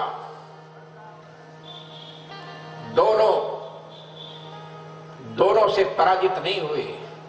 तब अंतिम में भगवान विष्णु हुंकार महादेव स्तंभितो त्रिलोचन, भगवान विष्णु के हुंकार से त्रिलोचन महादेव स्तंभित हो गए। और इसके बाद अधिकम मेरने विष्णु देवा सर्षगणा तथा सभी देवताओं ने भगवान विष्णु को शंकर भगवान से महान माना। क्या बताऊं, राम जब भगवान विष्णु और शंकर का युद्ध हुआ तो दोनों ने अपने धनुष को छोड़ दिया, दोनों ने अपने अपने धनुष का परित्याग कर दिया। मैंने एक दिन कथा में कहा था कि दक्ष के यज्ञ में जब भगवान शंकर की आह्लादिनी शक्ति भगवती सती ने अपने शरीर को यज्ञ कुंड में जला दिया, तो जला देने के बाद योगाग्नि से जला दिया, तब भगवान शंकर आए और भगवान शंकर ने अपने पिनाक पर बाण चढ़ाकर सभी देवताओं से कहा अलग हो जाओ, जो जो देवता यज्ञ में थे सबको मारूंगा आज। तब भगवान विष्णु और ब्रह्मा ने प्रार्थना किया, तब कहीं शंकर जी माने और वह धनुष दे दिया था राजा देवरात को। ये श्रीमद् भागवत की कथा के अनुसार। लेकिन श्रीमद् वाल्मीकि रामायण की कथा के अनुसार भगवान शंकर ने अपना धनुष राजा देवरात को दिया और भगवान विष्णु ने अपना धनुष परशुराम के पिता मैंने बाबा को दिया। ऋचिक मुनि उनका नाम था। ऋचिके भार्गवे प्रादा विष्णु संन्यास पूर्वकम, भगवान विष्णु ने उसकी रक्षा के लिए ऋचिक मुनि को दिया। और ऋचिक मुनि के बाद पितुर्मम ददौ दिव्यम जमदग्निर महात्मनः, महात्मा ऋचिक ने मेरे पिता जमदग्नि को वह धनुष दे दिया था। जब मेरे पिताजी धनुष को रखकर भगवान शिव की पूजा में बैठे थे, न्यस्त शस्त्रे पितरी में तपोबल समन्विते, जब मेरे पिताजी भगवान शिव की आराधना में तपस्या में बैठे हुए थे, उसी समय अर्जुनो विदधे मृत्युम प्राकृताम बुद्धिमास्थितः, प्राकृत बुद्धि लेकर के सहस्त्रार्जुन ने मेरे पिता जमदग्नि को मार दिया। वो है बंसी था। परशुराम ने कहा राम, तब मैंने प्रतिज्ञा किया कि जिसने मेरे पिता का वध किया है उस वंश को सदा सदा के लिए समाप्त कर दूंगा। छत्रमुत्साधेयं रोषा जातम जातम अनेकसा, मैंने इस ब्रह्मांड से अनेकों बार है कुलवंशियों को पृथ्वी से शून्य कर दिया था। और इसके बाद जब मैंने इतनी हत्या किया तो मुझे बड़ा कष्ट हुआ। तब मैंने जाकर कुरुक्षेत्र के कुंड में तर्पण किया और परिमार्जन किया। कुरुक्षेत्र के उस कुंड में स्नान करने के बाद मैंने संपूर्ण पृथ्वी को जीत कर कश्यप को समर्पित कर दिया और महेंद्राचल पर्वत पर चला गया कि अब महेंद्राचल पर्वत से नीचे नहीं उतरूंगा। क्या बताऊं राम, लेकिन जब तुमने भगवान शंकर के पिनाक धनुष को तोड़ा तो मैं समझ गया कोई बहुत बड़ा वीर पैदा हुआ है, कोई बहुत बड़ा बलवान पैदा हुआ है। श्रुत्वा तो धनुषो भेदम ततो हम द्रुतमागता, जैसे मैंने धनुष की आवाज को सुना तो सुनने के बाद मैं तत्काल अपनी तैयारी के साथ, युद्ध की तैयारी के साथ इस सारंगो धनुष को लेकर के आया हूं। हे राम, कृतमानसि यत् कर्म श्रुतमानसि भार्गव, जब परशुराम ने ऐसा कहा तब भगवान श्री राम ने कहा, अरे परशुराम जी, कीर्तनासियत कर्म श्रुतवानसि भार्गव, मैंने आपके समस्त कर्मों को अच्छी तरह से सुना है। अनुध्यामहे ब्रह्मन् पितुरारण्यमास्थितः, आप अपने पिता के ऋण से उऋण होने के लिए हैं बंसी क्षत्रियों का विनाश किया। ये मेरे कान में ये शब्द पड़ा था। ये जो सारंग धनुष है, सरम च प्रतिजग्राहस्तान लघु पराक्रम, भगवान श्री राम ने जैसे ही अपना बायां हाथ आगे किया, वो धनुष राम के हाथ में अपने आप चलाया, अपने आप चलाया। हस्ताल लघु पराक्रम, भगवान श्री राम ने उसकी प्रत्यंचा को अपने दाहिने हाथ से खींचा। आरोप्य से धनु रामा शरद सज्जन चकार,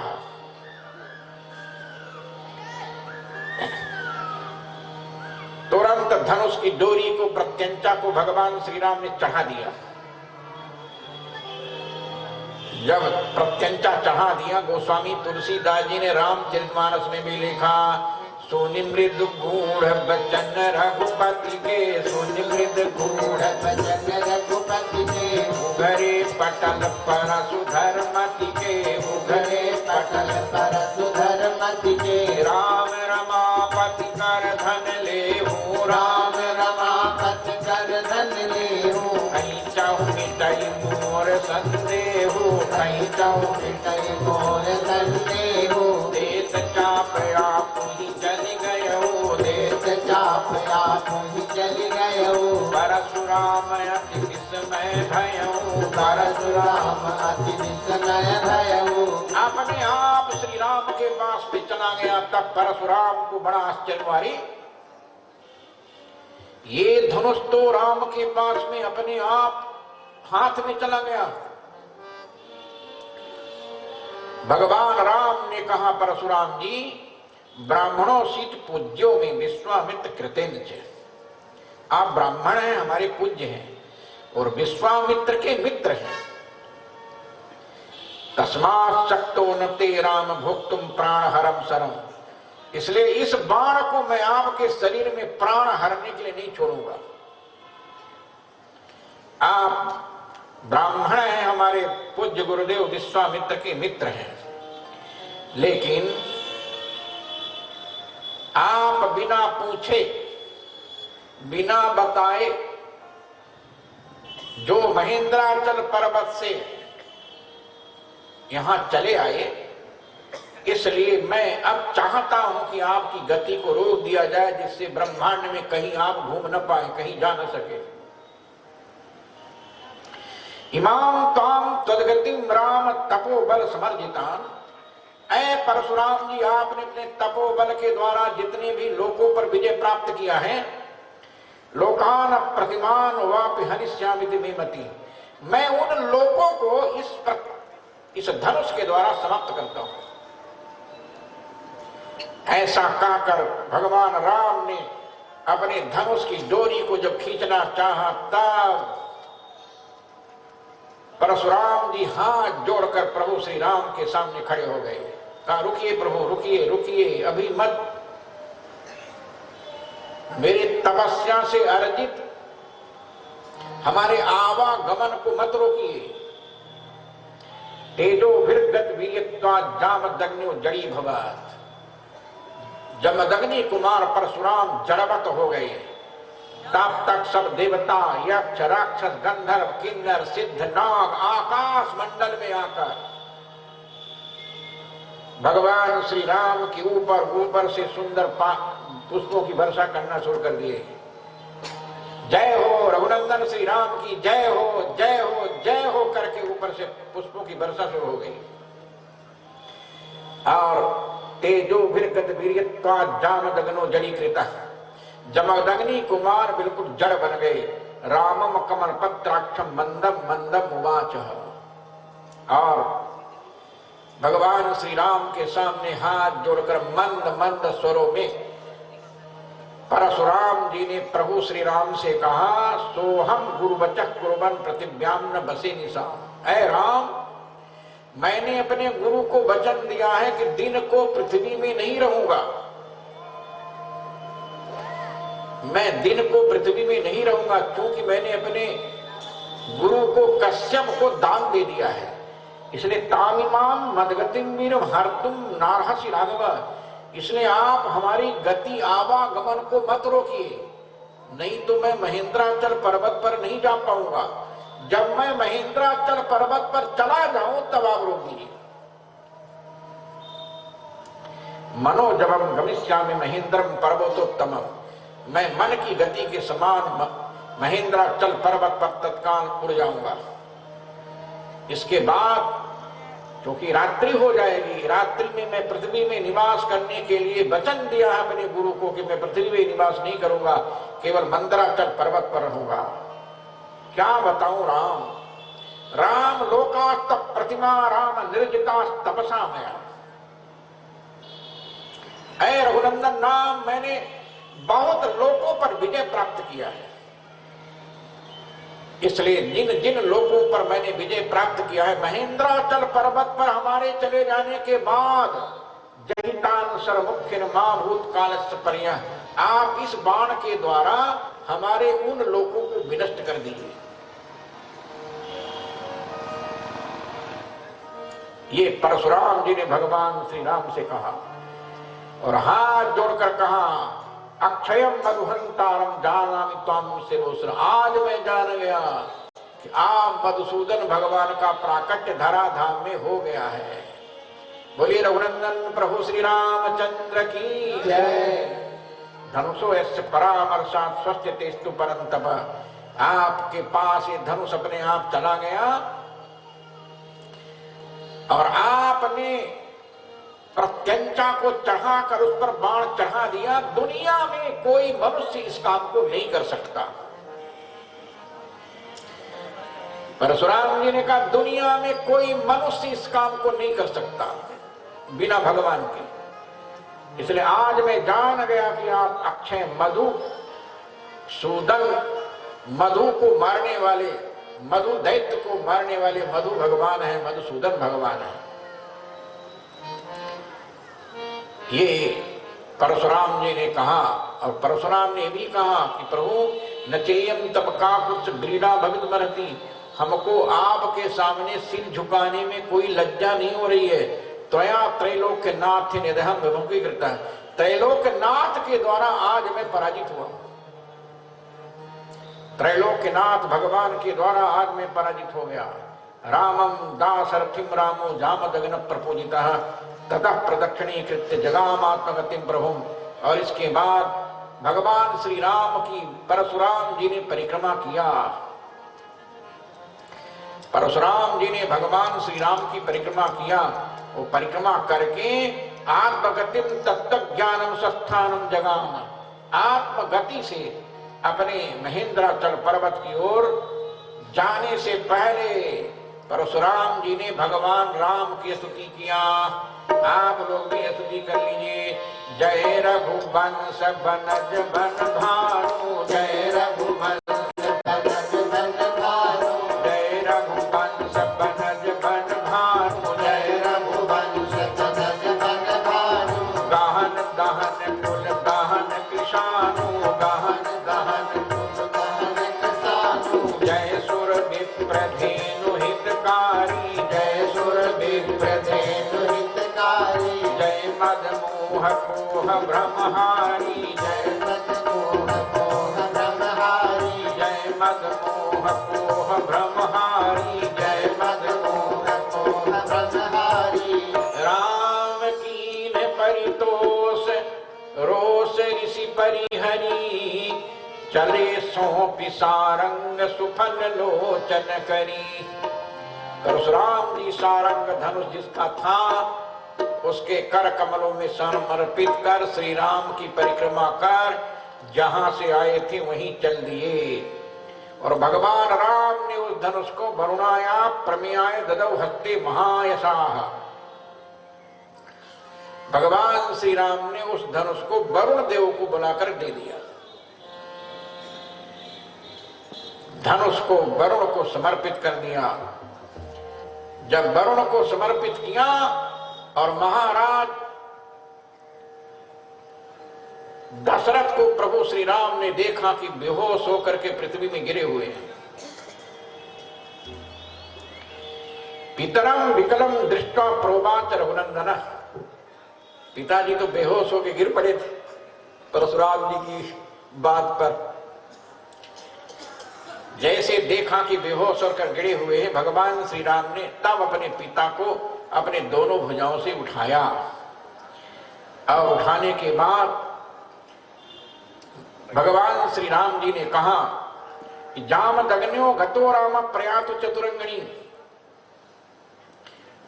ऐ प्रभु जमदग्नि कुमार परशुराम चले गए, अब आप अपनी चतुरंगनी को आदेश दे दिए अयोध्या चलने का। और बाहुभ्याम संपरिसज्य मूर्धोपाघ्राय राघवम, महाराज दशरथ ने बड़े प्रेम से प्रभु श्री राम को अपनी दोनों भुजाओं से हृदय में लगाकर सिर को सूंघा। राम तुम जिंदा हो।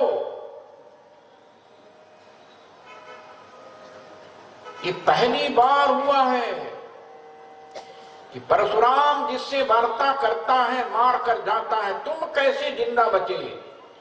ततो राम इति स्तुष्टा हृष्टः प्रणितो नृपः, तब भगवान श्री राम ने कहा हाँ पिताजी मैं जिंदा हूं। और महाराज दशरथ ने पुनर्जातम तथा मैंने पुत्रम आत्मान में मचा, महाराज दशरथ ने सोचा हमारा पुनर्जन्म हो गया है। परशुराम को देखने के बाद इतनी डर थी लोगों में। भगवान श्री राम को प्रणाम करके परिक्रमा करके परशुराम जी महेंद्राचल पर्वत की ओर चले गए। तब महाराज दशरथ ने अपनी चतुरंगनी सेना को आदेश दिया, अयोध्या के बारातियों को आदेश दिया और तब सब लोग अयोध्या के लिए चले। अवधपुर आए दशरथ राय, अवधपुर आए दशरथ राय, अवधपुर आए दशरथ राय, ताली बजाकर राम लखन अरु भरत शत्रुघ्न, राम लखन अरु भरत शत्रुघ्न, राम लखन अरु भरत शत्रुघ्न, राम लखन अरु भरत शत्रुघ्न, शोभित चारु भाई अवधपुर आए दशरथ राय, शोभित चारु भाई अवधपुर आए दशरथ राय। घूरत निशान मृदंग शंख ध्वनि, घूरत निशान मृदंग शंख ध्वनि, घूरत निशान मृदंग शंख ध्वनि, घूरत घेरी झांझ सहनाई अवधपुर आए दशरथ राय, झांझ सहनाई अवधपुर आए दशरथ राय। कौशल्यायाधिक महतारी, कौशल्यायाधिक महतारी, कौशल्यायाधिक महतारी, कौशल्यायाधिक महतारी, आरती करहि बनाए अवधपुर आए दशरथ राय, आरती करहि बनाए अवधपुर आए दशरथ राय। यह सुख निरखि मुदति सुर नर मुनि, यह सुख निरखि मुदति सुर नर मुनि, यह सुख निरखि मुदित सुर नर मुनि, यह सुख निरखि मुदित सब नर मुनि। सूरदास बलि जाय अवधपुर आए दशरथ राय, सूरदास बलि जाय अवधपुर आए दशरथ राय, अवधपुर आए दशरथ राय, अवधपुर आए दशरथ राय। बोले श्री सीताराम जी महाराज की जय। भगवान श्री सीताराम जी, लक्ष्मण जी, उर्मिला जी, मांडवी, भरत जी, सुतकीरति और शत्रुघ्न जी सब चारों दुल्हा और चारों दुल्हन अयोध्या में प्रवेश किए। जैसे अयोध्या में प्रवेश किए, अयोध्या के पंडित लोग और अयोध्यावासी लोग भगवान श्री राम के स्वागत में वेद ध्वनि करने लगे। हरि ओम स्वस्ति न इंद्रो वेदस्रवाः, स्वस्ति नः पूषा विश्ववेदाः, स्वस्ति नस्तारक्षो अरिष्टनेमि स्वस्ति नो बृहस्पतिर्दधातु। सब अयोध्या वासी लोग इस दृश्य को देखने के लिए आतुर थे। इस दृश्य को देखने के लिए अयोध्या वासी लोग आतुर थे। भगवान श्री राम को गए लगभग 4 महीना हो गया था, इसलिए अयोध्या वासी लोग राम का दर्शन करने के लिए सब सड़कों में आ गए। और भगवान राम के जो बाल सखा थे, भगवान राम के जो बाल सखा थे, बाल सखाओं को बड़ी प्रसन्नता हुई। श्री राम से आकर सब मिले, सब गले लगे। और माताओं ने अपना जो रीति रिवाज है दुल्हा और दुल्हन के साथ, उस रीति रिवाज के अनुसार सब माताओं ने भगवान श्री राम की चारों दुल्हा और चारों दुल्हन की सुंदर आरती उतारा।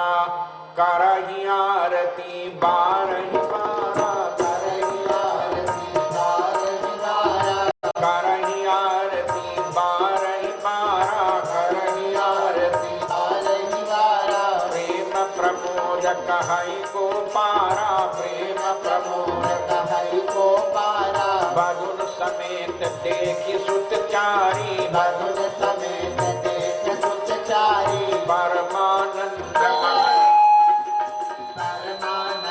मगन महतारी।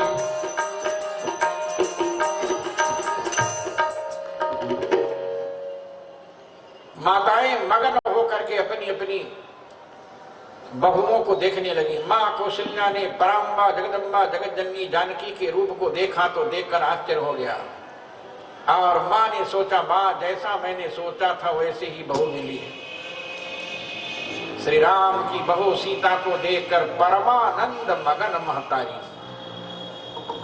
परमानंद में मां मगन हो गई। बरसई सुमन छन छन देवा, देवता लोग क्षण क्षण में सुंदर फूलों की वर्षा करते थे। देवताओं को प्रसन्नता है, देवताओं को प्रसन्नता इस बात की है, 2 बात की देवताओं को प्रसन्नता है। एक बात की प्रसन्नता है कि सीता राम का विवाह हो गया। देवताओं ने गुरु बृहस्पति जी से भविष्य पूछा था अपना, तो गुरु बृहस्पति जी ने देवताओं के भविष्य को बताया था, यदि सीता राम का विवाह हो गया तो तुम लोगों का कल्याण होगा। तो देवराज इंद्र ने पूछा कि सीताराम के विवाह से हमारा कल्याण क्या रखा है। तो गुरु बृहस्पति जी ने कहा कि जब श्री सीताराम जी का विवाह हो जाएगा और श्री सीताराम जी के विवाह के बाद जब श्री राम जंगल जाएंगे और जब सीता का हरण होगा और सीता हरण के बाद भगवान श्री राम बानरी सेना के साथ रावण पर अटैक करेंगे और जब रावण मारा जाएगा तब तुम लोगों का घर वापस हो जाएगा। इसलिए देवता लोग प्रसन्न थे। इसलिए बरसई सुमन छनई छन देवा, हर क्षण फूल लाओ, हर क्षण देवता लोग सुंदर राम जी के ऊपर फूलों की वर्षा करते थे। और नाचहि गावहि लावहि सेवा। अयोध्या में देवता लोग मनुष्य की आकृति धारण करके भगवान की सेवा में उपस्थित होते थे। सब रिद्धि सिद्धि भगवती सीता के आने के बाद सभी रिद्धि और सिद्धि भी आ गई। जब भगवान राम अयोध्या लौट करके आए तो अयोध्या का जो दृश्य देखा वो बदला हुआ था, क्योंकि भगवती सीता के आने के बाद भगवती सीता ने जैसा काम जनकपुर में किया था, सभी सिद्धियों को बुला करके सबकी पहुनाव किया था। भगवती सीता जब अयोध्या आई तो भगवती सीता की सीमा में 8 सिद्धियां आ गई। ब्रह्मा देह भूतिथिम मिदपांग मोक्ष कामा तपस समचरण भगवत प्रपन्ना शास्त्री सुभाष मरविंद बलम विहाय पाद सौभग मलम भजते अनुरक्ता। ब्रह्मादिक देवता जिसके कृपा कटाक्ष की प्राप्ति के लिए अनंत वर्षों तक तपस्या करते हैं, वो साक्षात श्री साक्षात लक्ष्मी अपने कमल वन को छोड़ करके भगवान श्री राम के मंगल में दिव्य चरणों के संवाहन में लग गई। सुंदर मंगल में दिव्य दृश्य अयोध्या में जब आ गया, अयोध्या के मकान भी बदल गए। अयोध्या के मकान सब बदल गए, सब नए नए मकान। भगवान राम ने सोचा रे ये नए मकान कहां से आ गए। ध्यान रखिएगा, जैसे त्रेता में भगवान राम और भगवती सीता के विवाह के बाद अयोध्या बदल गई थी, वैसे इस समय भी अयोध्या बदल रही है। इस समय भी अयोध्या बदल रही है, जिसके लिए हम लोग 1.5-2 महीना जेल में थे सुल्तानपुर। हमारे मयंकर सिंह जी आ गए कथा सुनने के लिए। जयंकर सिंह आए कि नहीं? ये मयंकर सिंह रोज हमको जेल से कारागार भेजते थे, कहे तिहाड़ भी जाना पड़ेगा आपको, आपने रेल की पटरी उखाड़ा है। सज्जनों, बहुत दिनों से हम लोग जिसकी प्रतीक्षा कर रहे थे, कोई कल्पना करता था कि अयोध्या में सुप्रीम कोर्ट का आदेश आएगा मंदिर बनाने के लिए। मैंने तो कभी कल्पना नहीं किया था। 550 वर्षों से मुकदमा चल रहा था।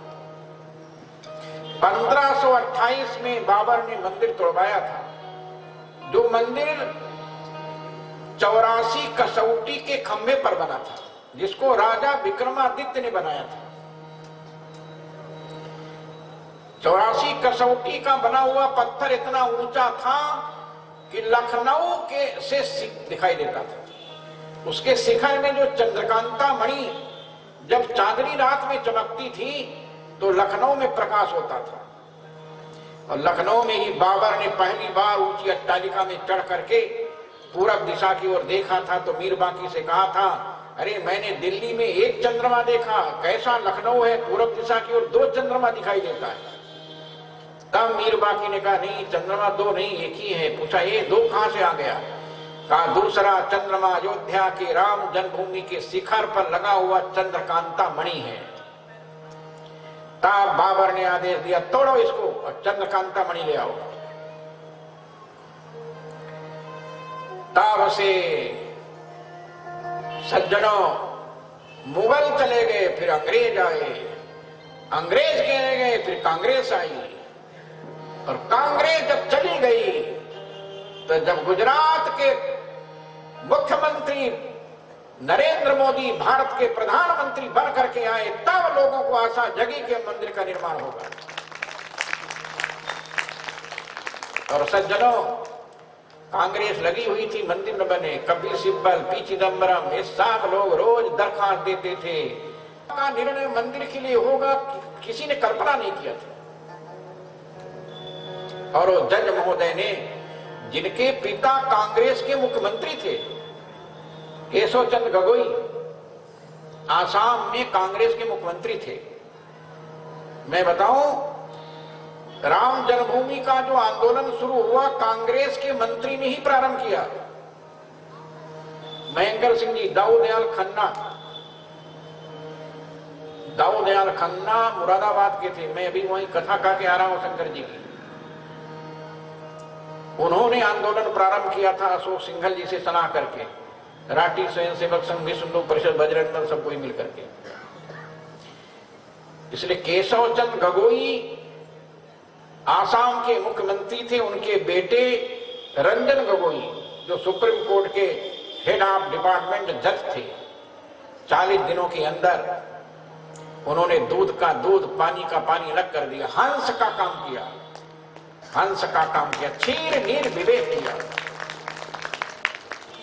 सबको पता है बाबर कभी अयोध्या नहीं आया, सबको पता है, इतिहास बताता है। अभी पिछले दिनों 31 जनवरी को कुंभ मेले में हरियाणा के बाबरपुर का एक व्यक्ति, जब हम लोगों की मीटिंग चल रही थी तब आया और हमसे कहा, वेदांती जी आप मोहन भागवत जी को बता दीजिए कि मैं बाबरपुर का हूं, हरियाणा में है, कुरुक्षेत्र के पास। यदि उनको मस्जिद बनाना है तो बाबरपुर में बनाएं, अयोध्या में राम जन्मभूमि का मंदिर बनने दें। ये वहां का व्यक्ति बोला। आज मुझे बड़ी प्रसन्नता है, जैसे त्रेता में भगवती सीता और राम के विवाह के बाद अयोध्या का दृश्य बदल गया था, वैसे ही नरेंद्र मोदी के भारत के प्रधानमंत्री बनने के बाद अयोध्या का दृश्य फिर से बदलने वाला है। अयोध्या विश्व की सर्वश्रेष्ठ नगरी, विश्व की सबसे बड़ी ऐतिहासिक नगरी बनने वाली है, जहां पर विश्व के सभी पर्यटक लोग आएंगे, सभी पर्यटक लोग आएंगे और एक आध्यात्मिक, एक सांस्कृतिक, ऐतिहासिक नगरी जिसका निर्माण हमारे भारत के माननीय प्रधानमंत्री जी ने प्रारंभ कर दिया, जिसकी बैठक अभी 17 तारीख को होने वाली है। सज्जनों, जैसे सीताराम के विवाह के बाद अयोध्या का दृश्य बदला था, वैसे नरेंद्र मोदी के भारत के प्रधानमंत्री बनने के बाद अयोध्या का दृश्य बदल जाएगा। सज्जनों, किसी ने कल्पना नहीं किया था। भगवान राम जैसे आए वैसे माताओं ने मुदित मन होकर के आरती करना शुरू कर दिया। मुदित मन आरती करे माता, मुदित मन आरती करे माता, पालागनि दुल्हियन सिखावत, पालागन दुल्हियन सिखावत, सरिस सासु सत साता, मुदित मन आरती करे माता, साता मुदित मन आरती कर माता। देखिए, राजा दशरथ के 700 तुलसीदास जी के अनुसार 360 रानियां थी। मां कौशल्या ने आरती करते समय भगवती सीता के कान में कहा, देखो जब पालकी से उतरना तो 707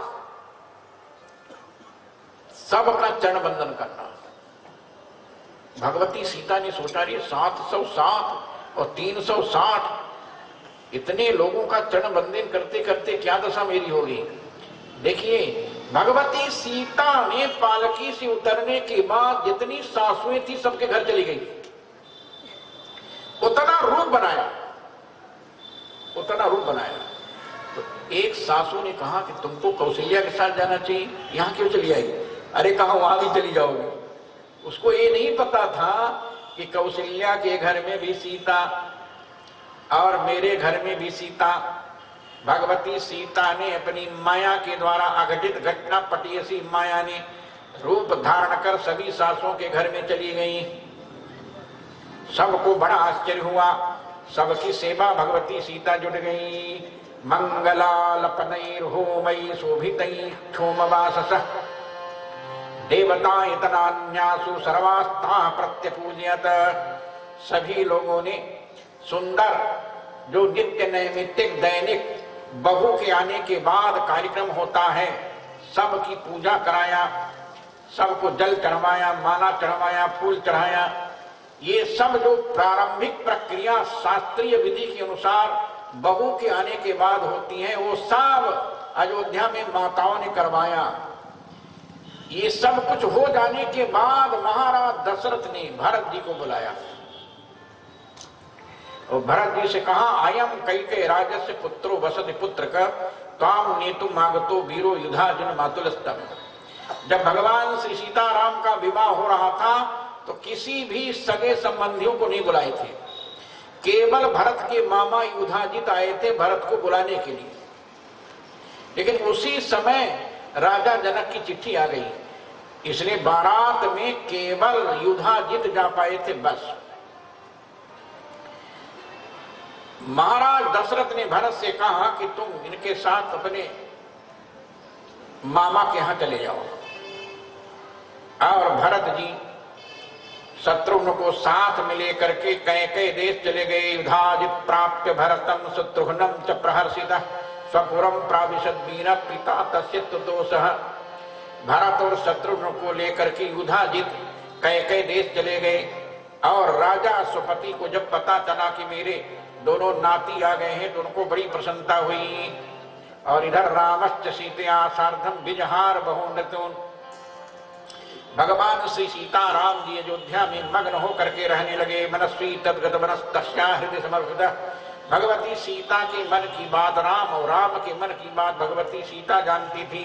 अंतर्गतम व्यक्तम आख्याति हृदय तदा, अंदर मन में जो बात आती थी उस बात को भगवती सीता जान जाती थी कि प्रभु श्री राम क्या चाहते हैं, और प्रभु श्री राम के अंतर मन में बात आ जाती थी कि भगवती सीता क्या चाहती है।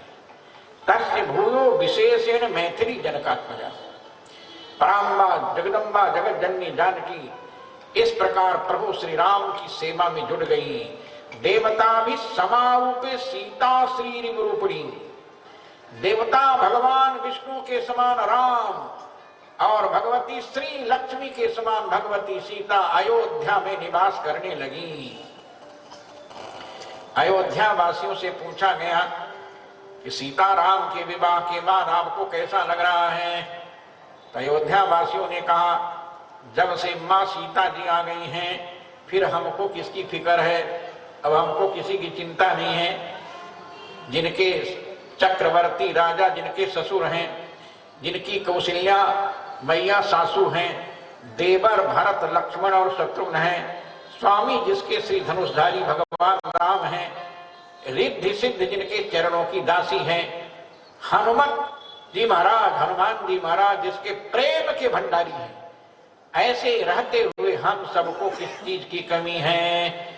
इसलिए आप सब लोग अंतिम में किशोरी जी का सिया स्वामिनी का मंगल में माँ के पावन चरणों में वंदन कर लेंगे। सिया सिया स्वामिनी है मलकिन हमारी, फिकर मोहि काहे की। सिया स्वामिनी है मलकिन हमारी, फिकर मोहि काहे की। कहाँ गई निर्मला सिंह जी? निर्मला सिंह जी सुधु परिषद जी, आप बढ़िया नाचने का समय आ गया। अंतिम सुंदर नृत्य करिए माताओं किशोरी जी के नाम पर। सिया स्वामिनी है मलकिन हमारी, फिकर मोहि काहे की। सिया स्वामिनी है मलकिन हमारी, ताली बजाकर मोहि काहे की। हाँ जिनके ससुर चक्रवर्ती दशरथ, जिनके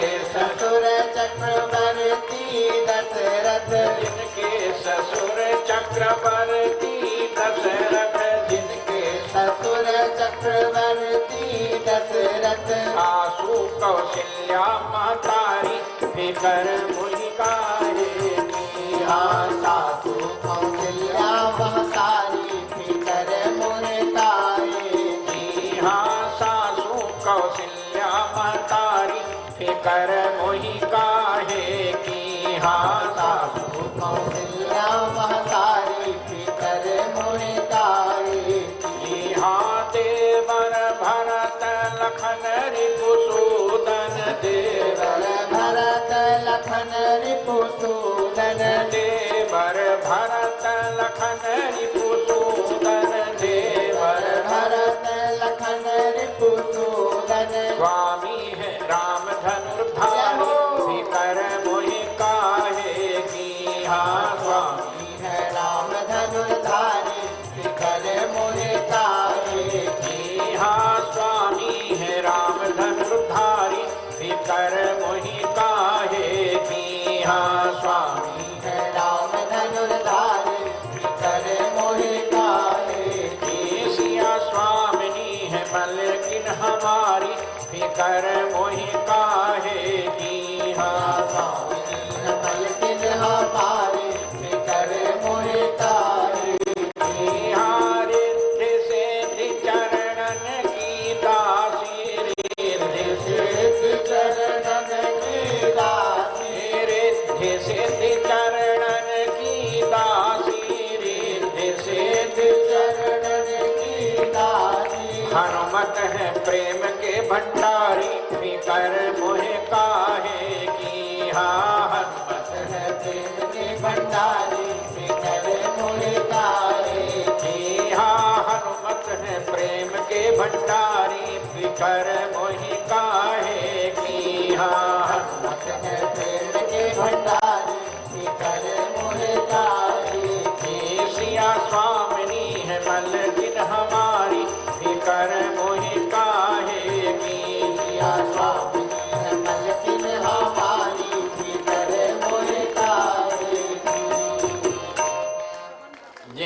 हनुमत है प्रेम के भंडारी, फिकर मोहे काहे की।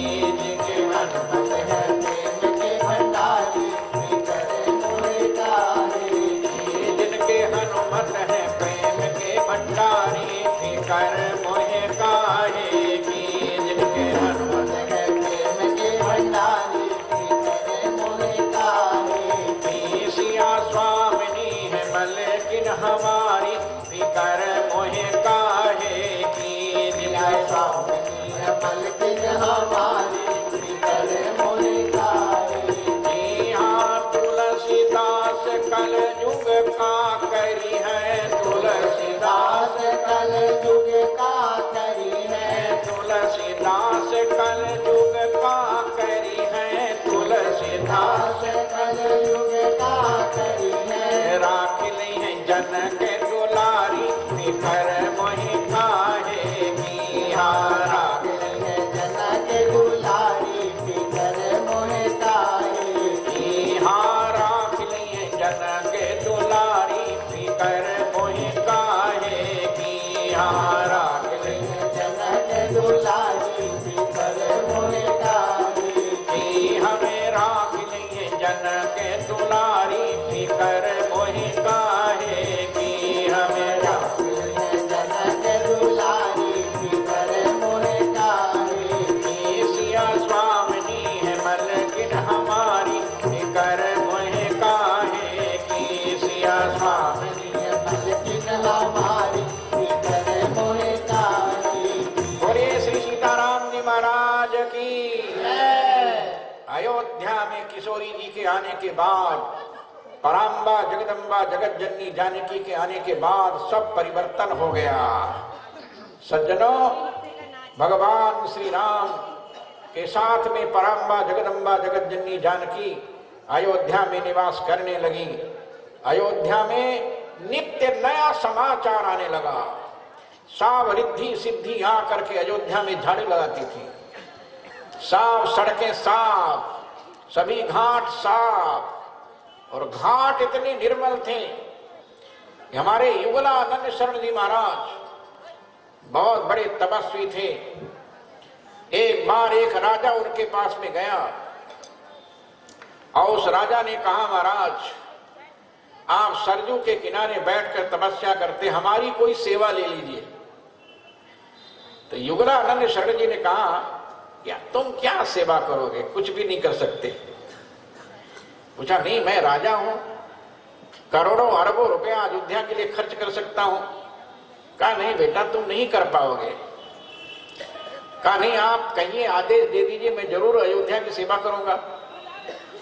तो युगलानंद शरण ने कहा, अच्छा बैठो यहां सिद्धासन लगाकर, आंख बंद करो। आंख बंद करके देखो सरजू का घाट। आंख बंद करके जब सरजू का घाट देखा तो मणियों के घाट बने हुए थे। उनमें से एक पत्थर निकल गया था, सरजू की धारा में बह गया था, घाट का पत्थर। स्वामी युगलानंद शरण ने कहा, बस यही पत्थर तुम लगवा दो, बस ये घाट का पत्थर है, इसको केवल लगवा दो बस। उस राजा ने कहा, महाराज मैं अपना पूरा राज्य बेच दूंगा तब भी ये पत्थर नहीं मिलेगा।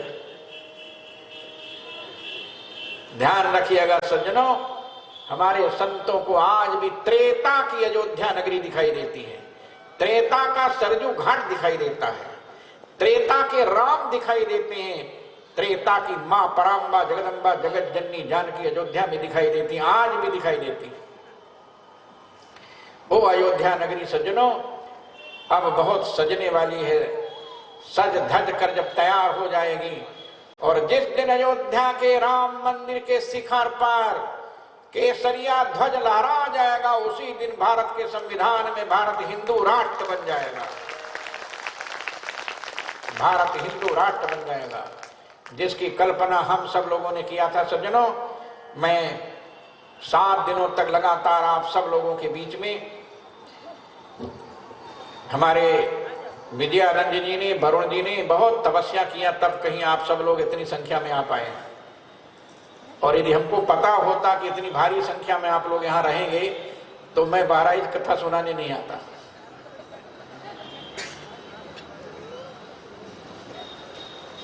कथा सुनाने आता ही नहीं। और हमको बड़ा आश्चर्य है कि हमारे मयंकर सिंह कथा के अंतिम दिन आए। कल तो आए थे ना, अंतिम दिन तो हुआ ना। मैंने जयंकर सिंह से कहा था, जयंकर सिंह जी हमेशा हमारे लोक भारती कार्यक्रम में मिलते रहते हैं। मैंने उनसे चर्चा किया था, वो लोग उनसे मिले भी थे। खैर कोई बात नहीं। मैंने ब्रजभूषण शरण सिंह जो हमारे भाजपा के केसरगंज के सांसद हैं, उनके इस आवास पर क्या नाम है, गोनार्द पर, मैं तो गोनार्द नहीं कहता, मैं गोधाम बोलता हूं। नार्द माने क्या होता है? क्यों भाई, नार्द का अर्थ बताइए आप लोग।